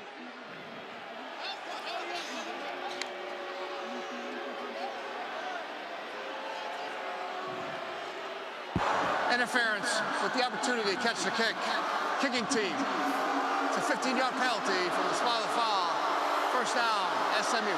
So that'll only improve SMU's field position. As you take a look now, I mean, this was obvious right when you saw it. They get right into Roderick Daniels' space. That's close. Matt Austin. We want to get to Matt Austin. Give us a look on that, Matt Austin. No, it was a little closer than we thought. Well, yeah, you've got to. Let me see this. Oh, let's go back here though. On the third down play right here, we have the post. If you see the outside receiver on the post, the corner's falling off right now. You want to take that shot one-on-one on the post. You have a better chance. The other thing you got to do is that outside receiver's got to clear the corner out so that deep sail route has room to work towards the sideline. Stone all day to throw. Extends it even longer. I mean, he probably had 15 seconds to pick and choose his receiver. So credit ECU for staying in the coverage. It just falls as an incomplete. Which is important. They were only rushing 3, and so you know you got to stay in coverage, but a great job sticking with it, staying with their men, keeping the eyes on the quarterback, not coming up, not looking to chase him on the run. Stay in coverage, nowhere to go. He's got to throw it away. So 2nd and 10. Still unable to get Knighton going. Stone to throw, dropped. That was his 22nd attempt. RJ Maryland, that's a couple of drops, couple possessions in a row, and now it's 3rd and long again. Yeah, and that's not what you want. When you're trying to get in rhythm, when you're not in rhythm offensively, to make the easy plays. They're by the hard plays. This is great timing. Just a little stop route there by the tight end over the ball. Preston Stone rips it in there. Maybe could have taken a little bit off the throw, but you got to make that catch. Now just 3 of 12 after that stretch of 7 consecutive completions. And another chance for the Pirates defense. Stone time. Goes over the top. Good defense. Flag on the play. That was intended for RJ Maryland. That was Jordan Huff covering.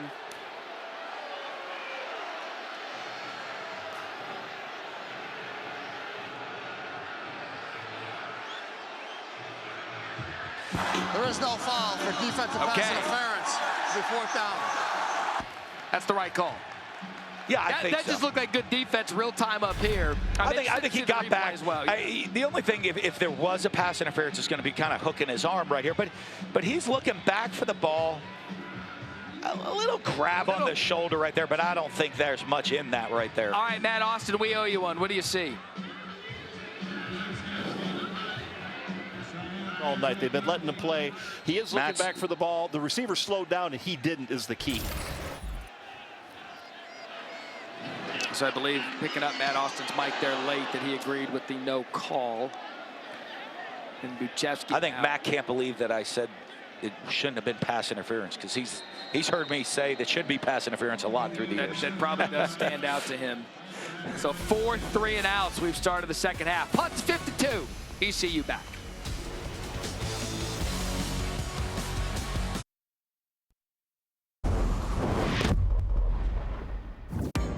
Maddie, Mullen, this is Harold here.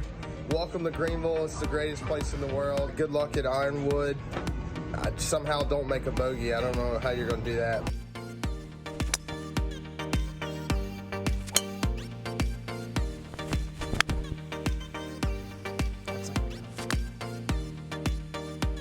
Birdie putt coming up. Get up. Gotta go. Get up. Yes, sir. First par, the Maddie and Mullen Cup. First victory for the coach. I needed that win right there, but I'll tell you what, these greens out here were no joke. Great course, great win. We'll talk about it later.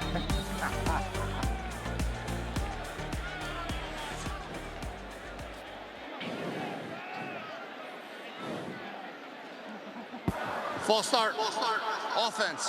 Number 5. At the distance to the goal. First down. All right, back to America's match. Mullen got the win. Par beats bogey every day. We are now 1, 1, and 2.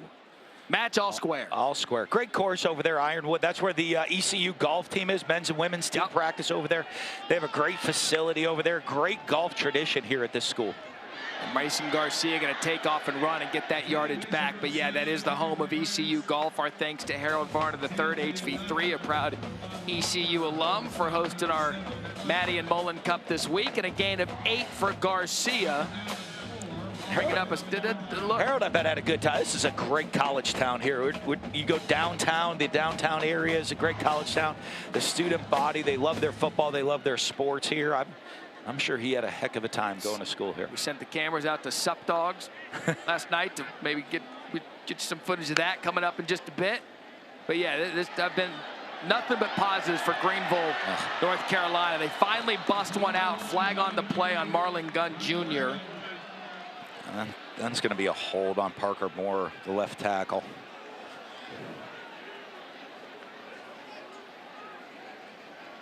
Holding. Offense. Number 52. At the distance to the goal. Second down. Our referee, Luke Richmond, good to see he's got the microphone working. But that's already now 2 penalties on a drive where you're pinned deep in your own territory. Yeah, and this is where, you know, this game's been a defensive battle, maybe a little more than we were expecting. So field position's a major deal, and you just see him right here. This is an inside zone play, but the back bounces outside. The DN tries to disengage. He's just got a good grip. Even though he's got him inside the shoulder pads, he doesn't let go of him. He's going to let go when he feels the DN trying to run after the back. So now 2nd and 12. You've got to think SMU wants to be aggressive here, pinning them deep. Designed quarterback run. That's as safe as you can get with Garcia, and candidly, it works. They get chunk yardage doing it, and now it's going to bring up 3rd and medium after a gain of 7. That's a big play to put yourself back in a makeable situation, again, that your young quarterback can handle. Right here to open up the playbook for him. Now, one of the things you haven't seen here as much is that those quarterback runs in this situation on the 3rd down. But again, you see them keeping the tight end in the formation. They've done that because they've had a tough time protecting, maybe a little bit more max protection here. One-on-one coverage down at the bottom of your screen. Garcia tries to fit it in there, and it goes incomplete. Going to force another punt. Isaiah Wacobia was there. Looked like a little confusion. They had the ex-receiver running a drag across the field, and he kind of steps right in front of the tight end where they're trying to throw the ball. A little bit of confusion with the spacing on the route of the receivers right there. So 4th and 5, Larson from his end zone. And Roderick Daniels Jr. situated at the 50, and he catches it there safely right around the 48-yard line. ESPN Plus, the place to go to for all of your AAC conference needs. Saturday, our college football game as Charlotte hosting the Midshipmen, 2 Eastern. Also get an all-access look at the FAU men's basketball team as they try to run it back. And ESPN Plus, the home of the American Fall Championship. Sign up at ESPNplus.com/AAC. And the penalties on that last drive, not getting first down, is not what you want. When you're playing great defense, you don't want to give an explosive offense like SMU a short field to get confidence going in this game. best starting position for SMU tonight. The play fake to Knighton. Stone looking left, comes back to his right. Can't get out of the pressure, and a sack for the Pirates. Combine it with Jeremy Lewis and Chad Stevens. Lewis, their best pass rusher, gets to Stone. First sack of the night, and you see Lastly trying to get it figured out. Look at these last 7 drives. Yeah, just complete domination. And a lot of it's going, you got to give credit to the secondary. Stone has nowhere to go with the ball. He's holding on to the ball. They haven't been able to establish a run game either. It was Jalen Knighton on the run. You talk about lack of running. Going into that carry, they had just 17 rushing yards. Again, last week against Charlotte, the last game out, 228-yard season high. Just 19 now, midway through the third quarter. 3rd and 11. Taking a shot downfield. Has a man, incomplete. Underthrows Daniels Jr. He had Jordan Huff beat.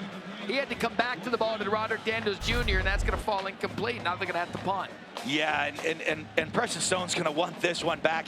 He had him beat by 3 or 4 yards, and he has the strength. You know, we've seen him make these deep throws down the field in previous game. He has the arm strength to get that out there. He's going to be disappointed with that throw. He had him beat, just a missed, underthrown ball. This is the 6th punt of the half. Buchevsky with Hatfield near the 10. It's 14-10 SMU on the scoreboard, but we're tied at 8 punts apiece. 16 for the game. Somewhere Pat McAfee is having a hell of a night. 16 total punts. It is. 2 MVP punters right here. But here's, you look at what's happened with Preston Stone. And I don't want to say it's on him. It is this ECU defense. Yeah. They've shown a lot of different looks. They've been playing good man coverage. They're dropping into zone with drop 8s as well. And it's been pretty interesting to see how they've responded and caused issues for Stone. So Alex Flynn back in the game. Mason Garcia taking it all the way up to this point after the first 2 series. See if Flynn can't get something going. And right away out of the backfield, positive yardage with the throw to Shane Calhoun and a gain of 6. So this is precisely why they brought Flynn in after the first 2 games anyway, to jumpstart something. Well, they've kind of jump-started off of each other, and he's the more confident, experienced passer. I wouldn't be surprised here on, you're going to see them go back and forth maybe a little bit just to let Flynn come in and make some throws that Garcia wasn't making or wasn't as comfortable with some of the play calls in the pass game. So that was a gain of 6, 2nd and 4. A run right up the middle and a first down ECU. And the coaching staff, when they went back and forth between the 2 quarterbacks, you know, of Flynn, they said he knows the offense. He's calm. He knows how to distribute it. He doesn't give you the wow special stuff that Garcia does. But right now, they're in this game 14-10. They need to do something to score. Well, just a different spark. And I think it opens a little bit more of the playbook with Flynn, of them being more comfortable with some down the field throws. Blitz comes right out of the backfield, threw it behind and had to catch up to catch it, but still gains some positive yardage as Camaro Edmonds, and a gain of 3. Again, their star true freshman running back, Javius Bond, was injured on the opening kickoff coverage team. And so it's been Edmonds and Harris. We've seen some Marlon Gunn Jr. You see Bond, he's been on crutches all night. He's their electric playmaker. We were excited to see him play, but he's been watching since the first play of the game. So 2nd and 7.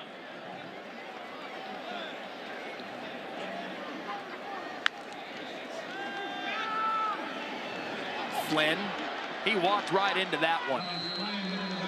So that'll be a sack for SMU. DeVere Levelston. Great cover, and that's a good coverage sack by them on the back end right there. They tried to put the formation in the boundary, again, run the flood concept, where they have a guy going a deep post, a corner route, and a flat route. And SMU passed it off very nicely on the back end, forcing this 3rd and long, playing into their strength as the top pass defense in the AAC. Giving up just about 15 points fewer a game this season. Flynn, that's a good shot. That's Sowell, and that's a first down ECU, gain of 13. So a 3rd and long, good quarterback there. Wachovia on the tackle, Roberts on the pressure. And this is one of the things with Flynn coming in that he can do. You see him confident, just standing in the pocket, makes a nice throw on the dig, coming open. You see that little spot underneath, and then they bring Sowell in right behind. The linebacker gets sucked up on the underneath route, and they throw the dig right in behind him. Still a quiet night for Jalen Johnson. They want to get him going. Just 4 targets on the night for Johnson, 2 catches, and a play fake for Flynn. He's looking to go deep, and it's batted down. Great job by SMU's defense and Nelson Paul.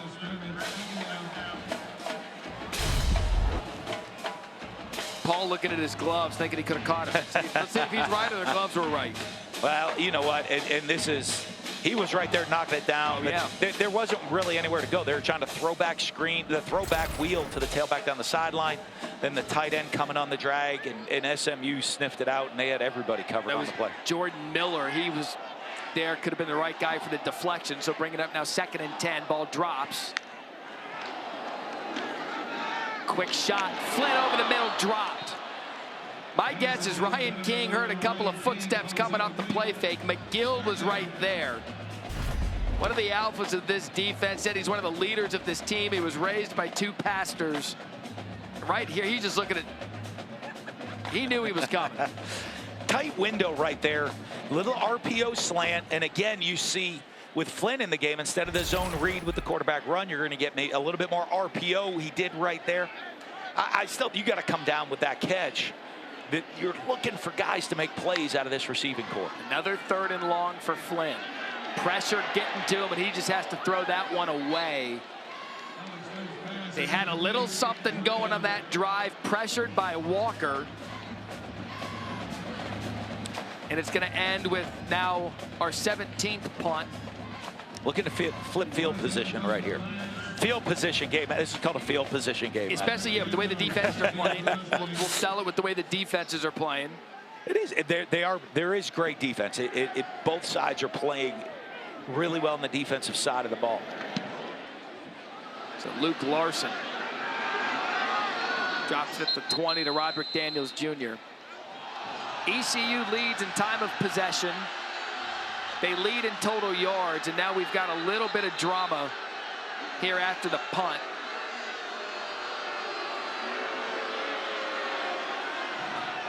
See both teams trying to, over on the SMU sideline, get those players back. ECU walks away. Yeah. So take a look at the cool hedge prevailing right there. Is that a flop? Is that a dollar? That might be a dollar. That's a dollar right there. That's a dollar. Kick off your Week 6 NFL Sunday with the Countdown Crew at 10 a.m. Eastern on ESPN and the app. They'll have the early breaking news, stories, injury updates, previews of each game right up to kickoff, as this East Carolina program has some NFL lineage.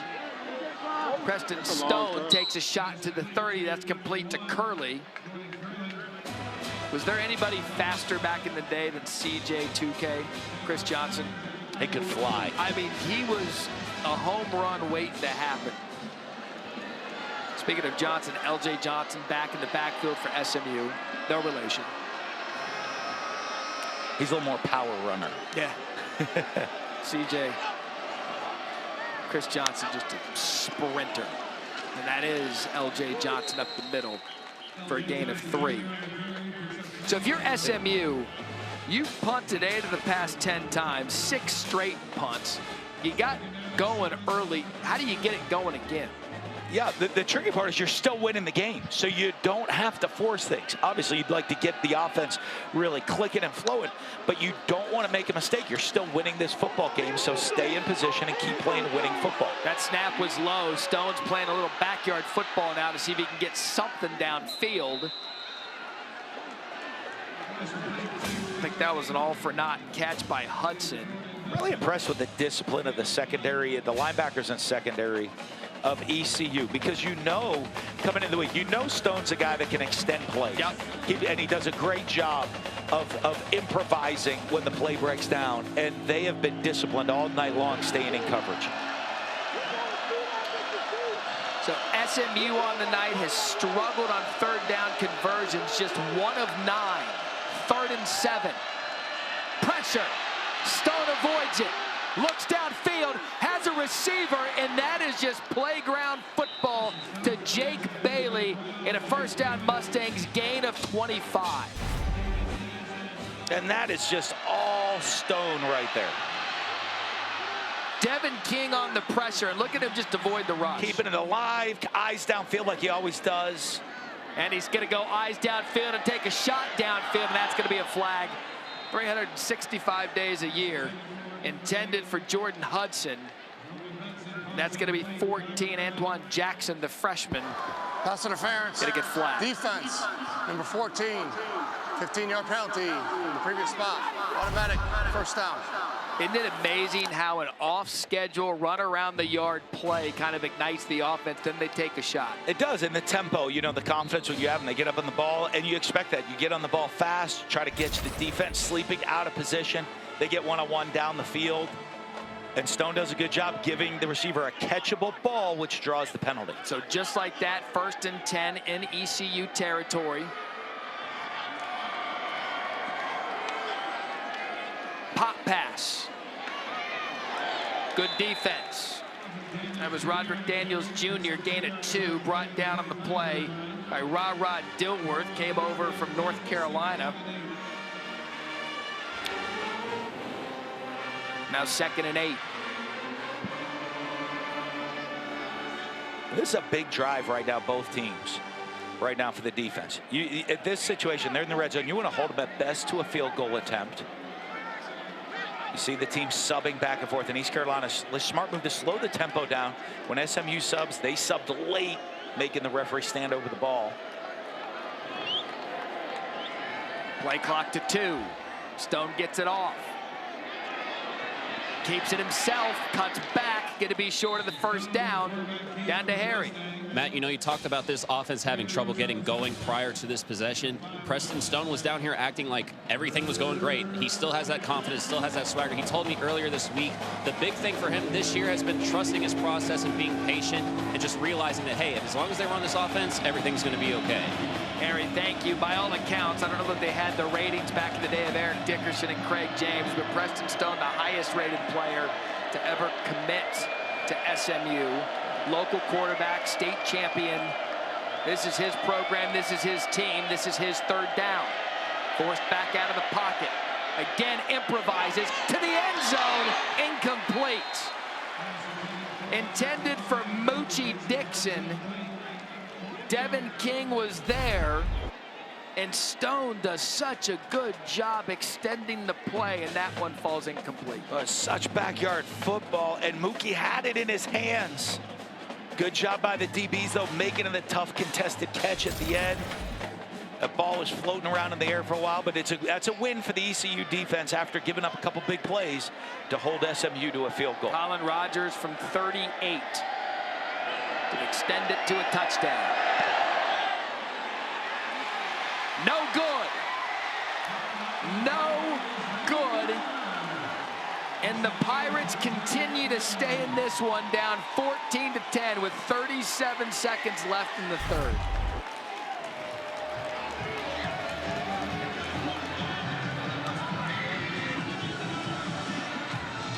Plenty of leg, just kind of, he played the Matt Berry draw. Man, sometimes like the Matt Berry draw. And that one ended up in the drink. No. There was a reason that wasn't on the Matty in the Bowling Cup. Nothing to see here. I'll tell you what, give ECU credit. They have fought, and they are in this one here at the Boneyard Daddy Ficklin Stadium. 37 seconds left in the 3rd. Early movement. And a sigh from Dan Mullen. Like if you're coaching, right? If you're the head coach, you're losing your mind. Snap infraction. You Offense. Well, I'm telling you what. 5-yard penalty. Coach Houston and his staff talked about some of the frustrations and the lack of confidence the offense was having. So you're trying to keep calm, like there's, stay calm. But I'm telling you what, when you're getting these penalties and starting behind the chains on every single drive, it's hard. You're battling for yards, and you're making it hard on yourself. So now you're playing from behind, as you said, and there you go. You might get 1 or 2 on that. That's bringing up a 2nd and long, brought down by Miller and Paul. Flynn brought the spark in the last drive, a little bit of throw game. They want to build off it. Clock under 20 seconds here in the third. I bet they're going to let it. Yeah. They'll let it run out. Get into the fourth quarter right here. Your defense just held them to a field goal attempt. They had a great stop, forced them into it, and you get the ball. You're still in a 4-point game here. You're 1 play away from changing this as the big underdog coming in. Huge for ECU. Big drive for them here in momentum in the fourth quarter. We are going to the fourth quarter. In the last 6 meetings, the winner has scored at least 45 points. Not the case tonight. All defense. The fourth quarter when we come back.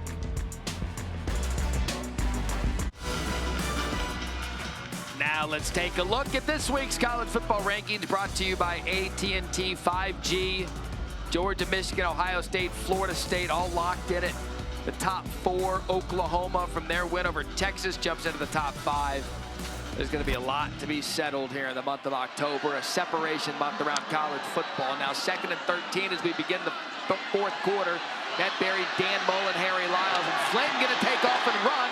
Flynn's going to lower his shoulder, and Flynn's going to will his way to a first down on 2nd and 13. He gets the 13, and Kobe Wilson brings him down. And that's the type of play that can inspire your teammates around you when you're looking for a spark. Good coverage, the protection breaks down, he scrambles, but the ability for him to drop his pads, finish the run, put his body on the line to try to get the first down. They were saying the ball came out at the end. It looks like it did. They got to snap it quick. They got it. No. Did Lashley bank Lashley, I think, took the timeout.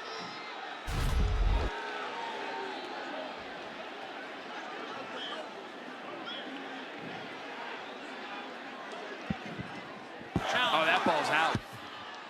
Replay stopped the game to review the previous play. Looks like a pretty clear recovery right here as well. Yeah, Matt Austin, Kobe Wilson, 24. Looks like that ball starts moving before he hits the turf. Yeah, Matt, I agree with Coach. It does look like he had it pulled out of there pretty good before the runner's backside hit the ground. So I think this should be overturned to a fumble.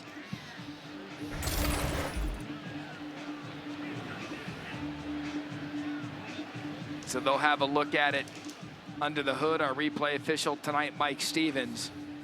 And that's one of those plays, Coach, that happens so congested. You don't see it real time. The players knew it happened. The SMU coaches were getting told it happened. And now you look at the replay, and it's clear it's a fumble.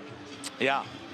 And this would be the first turnover of the game, the first takeaway, and the first fumble on the season, actually, by ECU. If it is, and the club could be coming open on the SMU sidelines right here. Just when we talked about a momentum shifter and a will to get your team sparked with the effort from Flynn, and it's going to end in a turnover and likely some bottle service and club takeaway. Yep.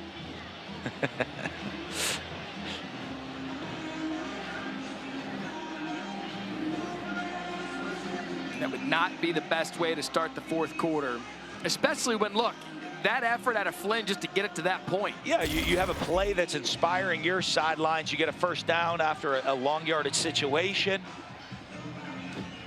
And to get that, everybody fired up and get the drive starter going. Well, you get in tough, any sort of close games, turnovers are so huge in the game. And let's take one more look at this right here. Yeah, it looks pretty clear that they're spending a lot of time looking at it. I'm not sure what they're going over. Maybe, clear recovery. Matt looks like it's a clear recovery too. As Matt Austin probably knows, they could be talking a lot about the clock, the yard line, where the ball is going to be located, and the clock just to make sure they get all that stuff accurate because of the turnover.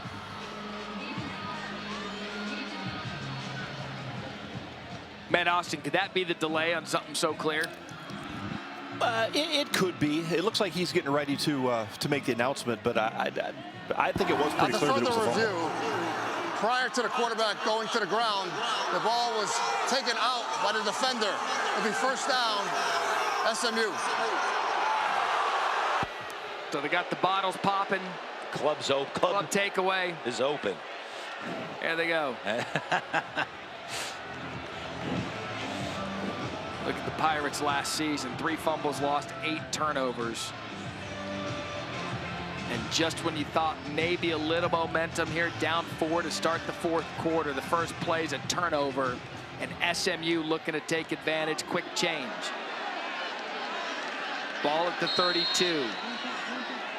Stoney and Knighton both in the backfield. This is where you take a shot into the end zone right here. Looks like they're going to bring a safety blitz from the field. Blitz comes. Stone takes his shot. Coverage there. Incomplete. Intended for Keyshawn Smith. Caught one of the touchdowns in the first quarter. They go back and revel again. And then they might want to try somebody new. He stepped. Anytime they've gone for him lately, he stepped up. And they went for him a lot in the first half. They did. And if you're going to do that, it's an aggressive call. They brought a safety blitz from the field with a trap 2 coverage. So they're rolling to the field receiver, playing cover 2 on him, and it's 1-on-1 down the bottom. Revel all by himself. And again, he's up to answer the call for this ECU defense. Knighton, nowhere. You talk about up to the challenge, that ECU defense. An opportunity for SMU, and now it's going to be 3rd and 11 after the turnover. Knighton just 8 attempts, 14 yards. And based on field position, Coach, since there's 11 yards, does it get 5 or 6 here and leave yourself 5 for 6 on 4th, 5 or 6 on 4th? Yeah, I mean, you are, especially after the missed field goal the last time, you are thinking right now, the decision's been made. Is it a 2-play or a 1-play to get it? And Preston Stone knows that by the play call. Is it get half of it here or all of it? Going for all of it. Answers quickly. End zone. Incomplete. Put it in the hands of Smith. And the defense does a great job to jar that one loose. Isaiah Brown Murray bringing up a 4th down. And a great job by Brown Murray playing the ball. Look at him play the ball, rip through the hands of the receiver. That's what you get taught. You see the hands when the receiver's going to catch the ball. You rip through and punch through to split his hands so he can't keep a hold of the ball. Sensational effort. Now Colin Rogers from 50 yards. Clean snap. Kick on the way. Good. 50-yard field goal. Gives SMU a 7-point lead. A new career long for Rogers. No college kicker situation here. Never in doubt right there. Splits the sticks. SMU up 7.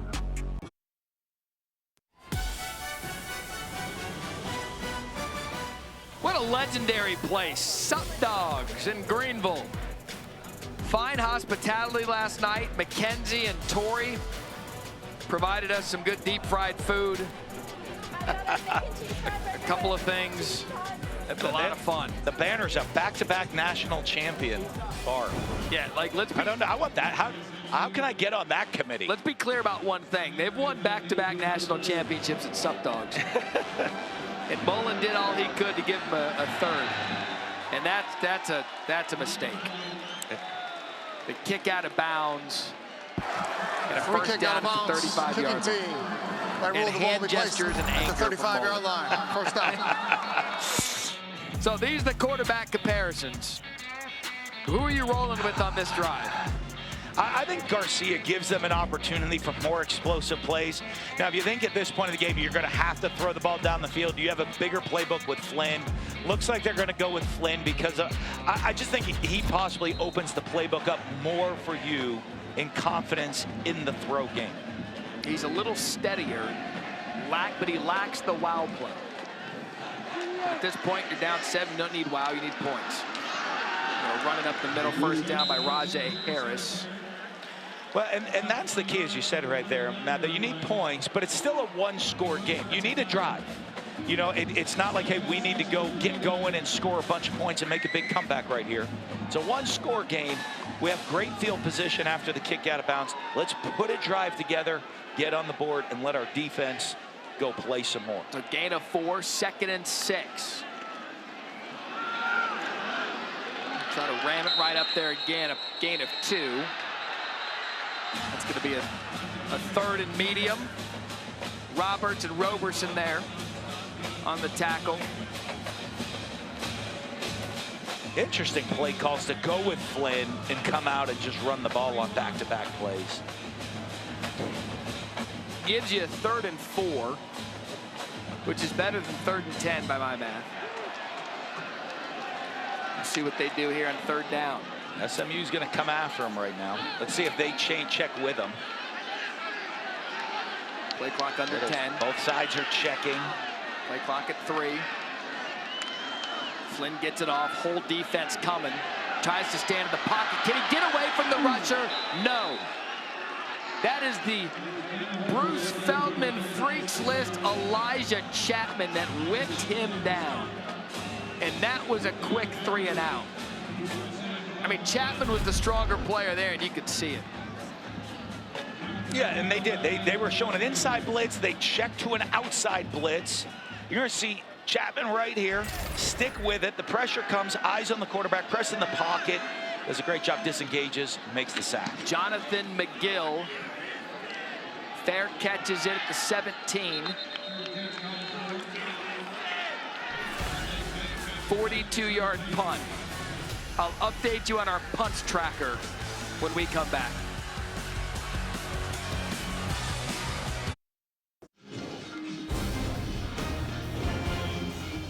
Next week, Joe Buck, Troy Aikman will be at SoFi Stadium for what should be a great matchup, Chargers and Cowboys. And in honor of Hispanic Heritage Month, Rebecca Landa and the ESPN Deportes telecast will air on ESPN2. And Rebecca will be the first woman to do play-by-play on an NFL Spanish telecast in the United States. So congratulations to her and her crew. Can the Cowboys do better than they did last week in California? Find out Monday Night Football. During the break, Rhett Lashley, a passionate speech to his team on the sideline. Reading lips, it was basically, Coach, if we can come up with one drive and move the ball, they feel like they'll get out of here with a win. That's it. Put the drive together. Almost had it right there as Knight almost slipped out of it. He gets in the open field. No one's going to catch him. But that's, as a coach right now, you're saying on the offense, hey, this is now, our defense has played great tonight. Let's put it together. One drive with points, game over. He said, look, SMU hasn't won a championship in 40 years. He believes that this roster has the talent to win the American. He said it's a great time for us to seize the moment. And this is a seize the moment in this game with under 11 to play in the ball. Yeah, and they're not in the ACC yet, and that was a big point for them. Let's win a championship, leave this conference, and head to the future of the program on a high note. Stone scans the field, nothing there. Coverage down, trying to extend it. Does a good job finding someone. That was Brinson. A gain of 3. I can when we were watching Lashley speak to his team, he looked at Stone and said, do your job. Preston, do your job. What is that job right now? Hey, manage it. We've done a great, it's hard to say we're playing great winning football all night with making plays and explosive plays, but they haven't played losing football. They haven't turned the ball over. They haven't made a critical error. Let's continue to do that. Do your job, manage the game. Let's put a drive together. Take some time off the clock, see if we can win it right here on offense. This offense at least 350 yards in every game this year. They had 247 going into that play, and that'll move the change to Curley and a gain of 10. First down, SMU. Yeah, just run the Hank concept right here. A little curl flat with a spot over the ball. Nice job standing in there, setting his feet in the pocket. Nice route. Look at him sit down in the window in the curl right between the flat and the hook defender. Makes the catch, gets upfield, yards for the first down. And an offense we're used to seeing run with tempo is now huddled up, gotten a little slower. An intentional pace now for the Mustangs. Knight spins. He had a chance to break that one deep, and now you're seeing Rooster Knighton, 11 yards brought down by Jeremy Lewis. And he is quick. The foot in the ground, the spin move, making a mix, and I mean, inches away from letting him get in the open field, and he is a speedster when he gets there. There's nothing more than that Coach Lashley would want right now. He's talking about wanting to establish the run, than to put the game away with the run game. That's what I'm sure I think that's probably the message. That's what teams can do. Going into this drive, they were still in the 20 yards area for the game in rushing. They've added some since. They lost a couple there with Lewis on the tackle. He had a 95-yarder against Charlotte last week. Second longest run in program history, touchdown run. And that would be a backbreaker here if you're SMU to rush this one in.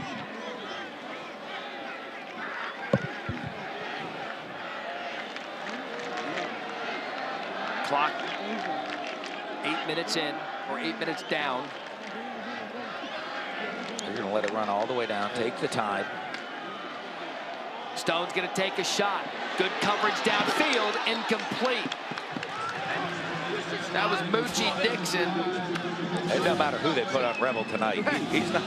The one catch he's given up was an unbelievable one-handed catch over the outside shoulder. Rebel is... For some reason, they keep going at him, and they try somebody else. Brinson's taking a shot. Moochie's taking a shot. Keyshawn Smith has his opportunity, and Rebels like, keep coming. Now you've got a big third down, 3rd and 12.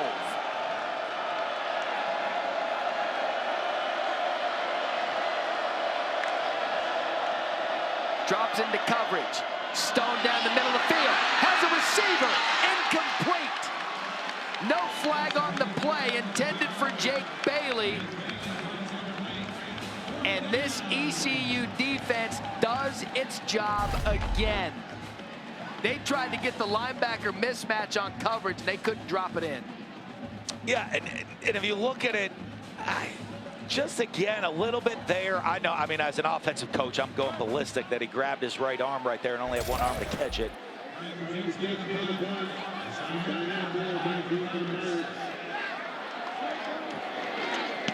Buchevsky.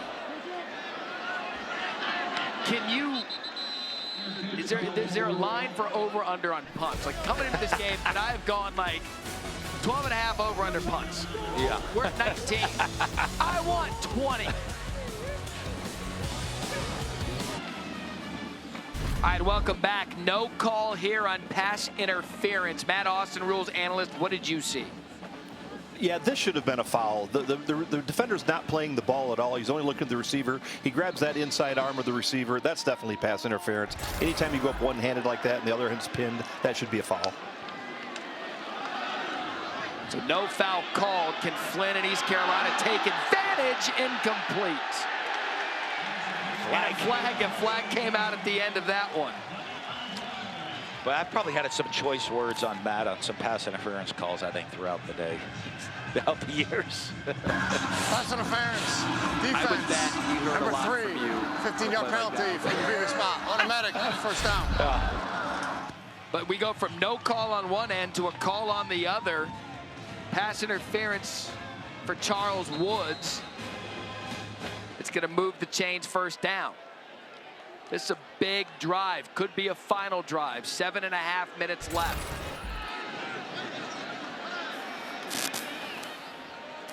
You don't know how many more opportunities you'll get with the ball. Flynn looks left.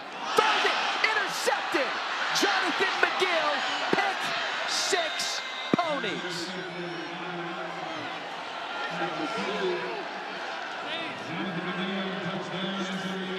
And you know club turnover is going to be popping now.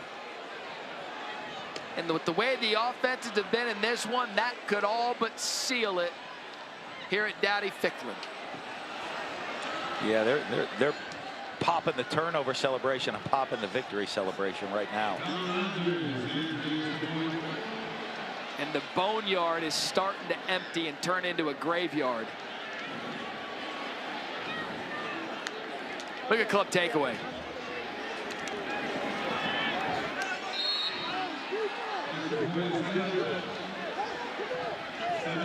Popping bottles in the club. Because Jonathan McGill jumps the route, picked it off, and SMU in position to get their first road win of the season, 24-10 in the fourth. How are you? I'm Scott Van Pelt. Coming up after the game, Reese Davis joins me to break down the massive game this weekend in Seattle between the Ducks and the Huskies. We got a fresh selection of winners on the way and reaction to the huge games elsewhere in sports tonight. Broncos, Chiefs, and the Braves trying to avoid elimination in Philly, and they're down. Back to you, Matt and Dan. Hope you're well, boys. SVP, stay out of the high register in that voice. I can hear it. It's close, but he's back after missing Monday Night Football, lost the voice, colds and coughs going around. Stay in that low register. He's got a busy Thursday night to break down with baseball playoffs and everything in between. Take a look at that interception, Coach. What happened? Yeah, and you know, as they've been doing all night, the pressure's coming from SMU, a simulated pressure where the backer comes. They drop into coverage. It's a cover 3 look. They're running a simple mesh route. And you see Sal right now. He thinks it's zone, so he's going to sit down on the mesh. The quarterback leads him. And Jonathan McGill's right there. The field flat defender steps up, makes the interception. Nobody in front of him. And it's just miscommunication right there on Flynn, thinking it was man coverage, and Sol's going to keep running on against man coverage. Sol sat down. We're seeing the zone pressure, and it results in a turnover. A back-breaking turnover for Flynn. Tipped, still caught, positive yardage down to Harry. Matt, Jonathan McGill made perhaps the biggest play of the game. Scott Simons, the defensive coordinator at SMU, said in 15 years of coaching, McGill's probably the smartest player he's ever coached. He transferred in this past offseason from Stanford, where he was a multi-year starter and graduated in 3 years. When McGill hit the portal, it was a natural fit for SMU. He got to know Rhett Lashley when he was the offensive coordinator here. And he also knew Preston Stone and his family for a long time. He actually played Little League football with Preston's older brother, Parker, when they were 9 years old. So as soon as he hit the portal, Preston hit him up, and the rest is history. Said he's a coach's dream, a born leader. And now SMU, the motto, seize the moment. They've done that on the road. They lost at Oklahoma, at TCU. They look like they're going to come in here to the Boneyard on 3rd and short defensively. Bringing up 4th down. Gonna roll the punt team out again. Interesting in you know, sticking with Flynn in the situation after the interception of going back and forth. I thought Garcia brought a spark, kind of slowed down a little bit in the second half, but had the ability. I think he brings some outside the box plays in, and I'm shocked they haven't gone back to him. So McGill on the pick 6, now on the punt return. And that ball checks up at the 30 for the 20th punt of the night. And when you look at some of the games in the AAC remaining, there's a big one tomorrow night. Tulane at Memphis, 7 p.m. Eastern, ESPN. Matt Berry, Dan Mullen, Sam Macho, your halftime and Phil show needs. But look at the American. SMU right now, highest percentage chance to win the conference. We called a Memphis game. They look good this year. Tulane, the defending Group of 6, New Year's 6 Group of 5 champion. But look, based on what we've seen out of SMU, we would agree with Rhett Lashley and the staff. They have a roster to compete and win this league this year. Well, you know what? They play defense and they have a quarterback. And, you know, now the one thing they do, and they talked about, you see again right here with the negative yardage play, is to be a championship team, though, you have got to run the ball. And Coach Lashley talked to us about that last night. His desire of wanting to get the running game established, and they just haven't been able to do it at all here tonight. 433.8 yards per game, 5th in total offense. Tonight, just 260. You could equate that to however you want, just 32 yards rushing. East Carolina's defense has acquitted themselves quite well. SMU has been up and down. They've scored 2 touchdowns and needed the pick 6, and there goes Preston Stone, and that's a good effort out of him. Revel brings him down. A gain of 10. Yeah, the thing that Jets quarterback, they're just trying to get something going to build confidence in this run game of getting into 12 personnel and going quarterback run. But when you're a coach and you're an offensive coach like Brett Lashley is and like you are, this is what you want. You want the ball in your hands with 6 minutes left. You can end the game and win on the road now. There's so much coaching he can do at this game. I think they're in pretty good control of the game. So he's going to be able, they want to get out of here with a win, make sure they don't mess around. Quick shot out of the backfield. Individual effort's going to get the first down by L.J. Johnson Jr. I mean, we've seen games recently where you thought with 30 seconds left, victory was in hand until it wasn't. Yeah. So, yeah, they're not going to mess around. But, you know, that's what they're looking for. Preston Stone, great job. Third down and long. Take what the defense gives you. Take it, check down. Get it to your players, and that's what you go coach off. L.J. Johnson. You make the right read. You give it to a good football player. It's his responsibility to finish the play, get the first down for you. And it's going to give him a chance to run the ball again. And they're going to coach off this running. They're going to coach hard off how the running game's going for them. The opportunity to cut up field from Keyshawn Smith. Didn't do it. Got a gain of 1. Jeremy Lewis brought him down. You look what's in front of, you see Rhett Lashley getting after him, getting upfield. There's going to be a lot of things he's coaching off of in this game right now. And the remaining schedule at Temple looks favorable. I mean, the rest of the schedule looks favorable, save at Memphis. That's the lowest chance. That at Memphis game will be really interesting. Yep. They don't play Tulane. That at Memphis, we saw them. They're a good football team as well. So there's going to be challenges ahead of them, but they have the team that can win. I want to get in here on that conversation we were just having about Keyshawn Smith not getting upfield and him getting the wrath of Rhett. Because you and I have had an interesting conversation. As Preston Stone gets upfield, he's going to move the chains in another first down. You used to tell your players, the first 4 yards are for me, and the rest are for you. Yeah, you get the first 4. Don't start dancing and trying to run backwards or do crazy things.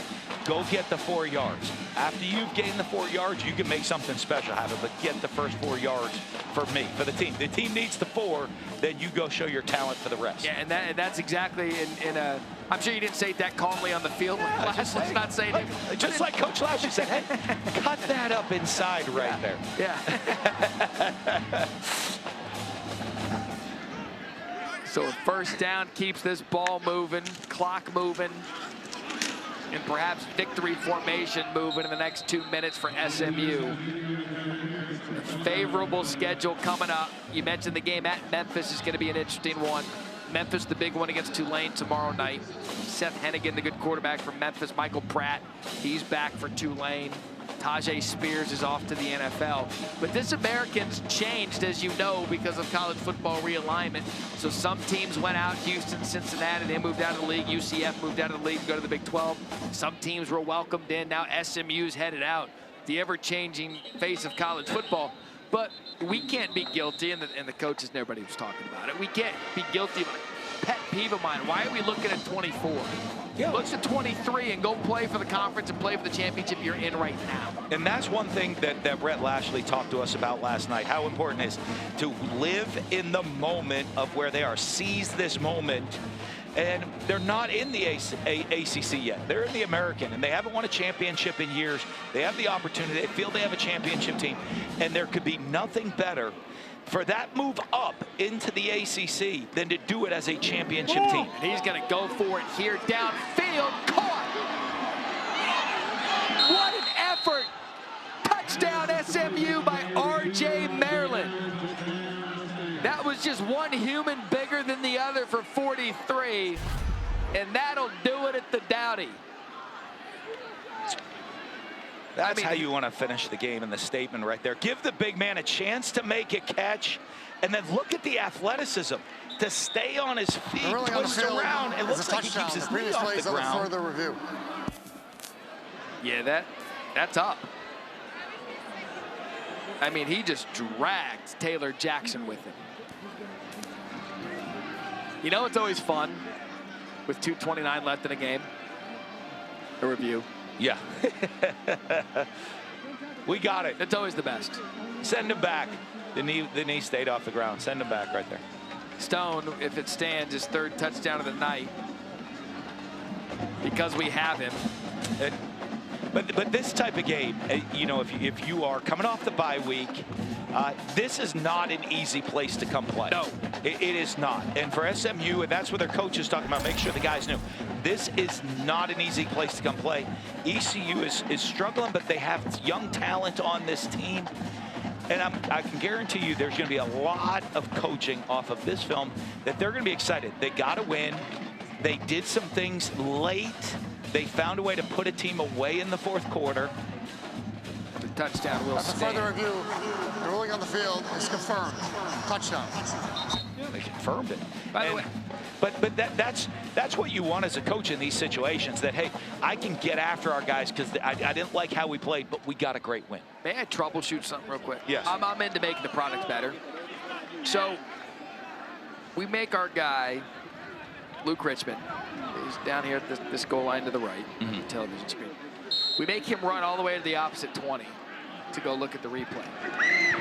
We need to get the officials a replay monitor on both ends of the field. There we go. So my man's not running 80 yards. That would make sense. There you go. I think so. How about that? See? An innovator of the game, Matt Berry.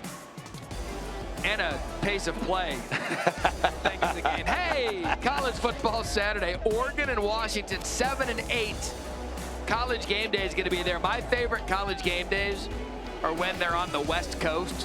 When it's dark. So Reese and the boys are up 9 a.m. Eastern, so 6 a.m. out there in the beautiful Pacific Northwest.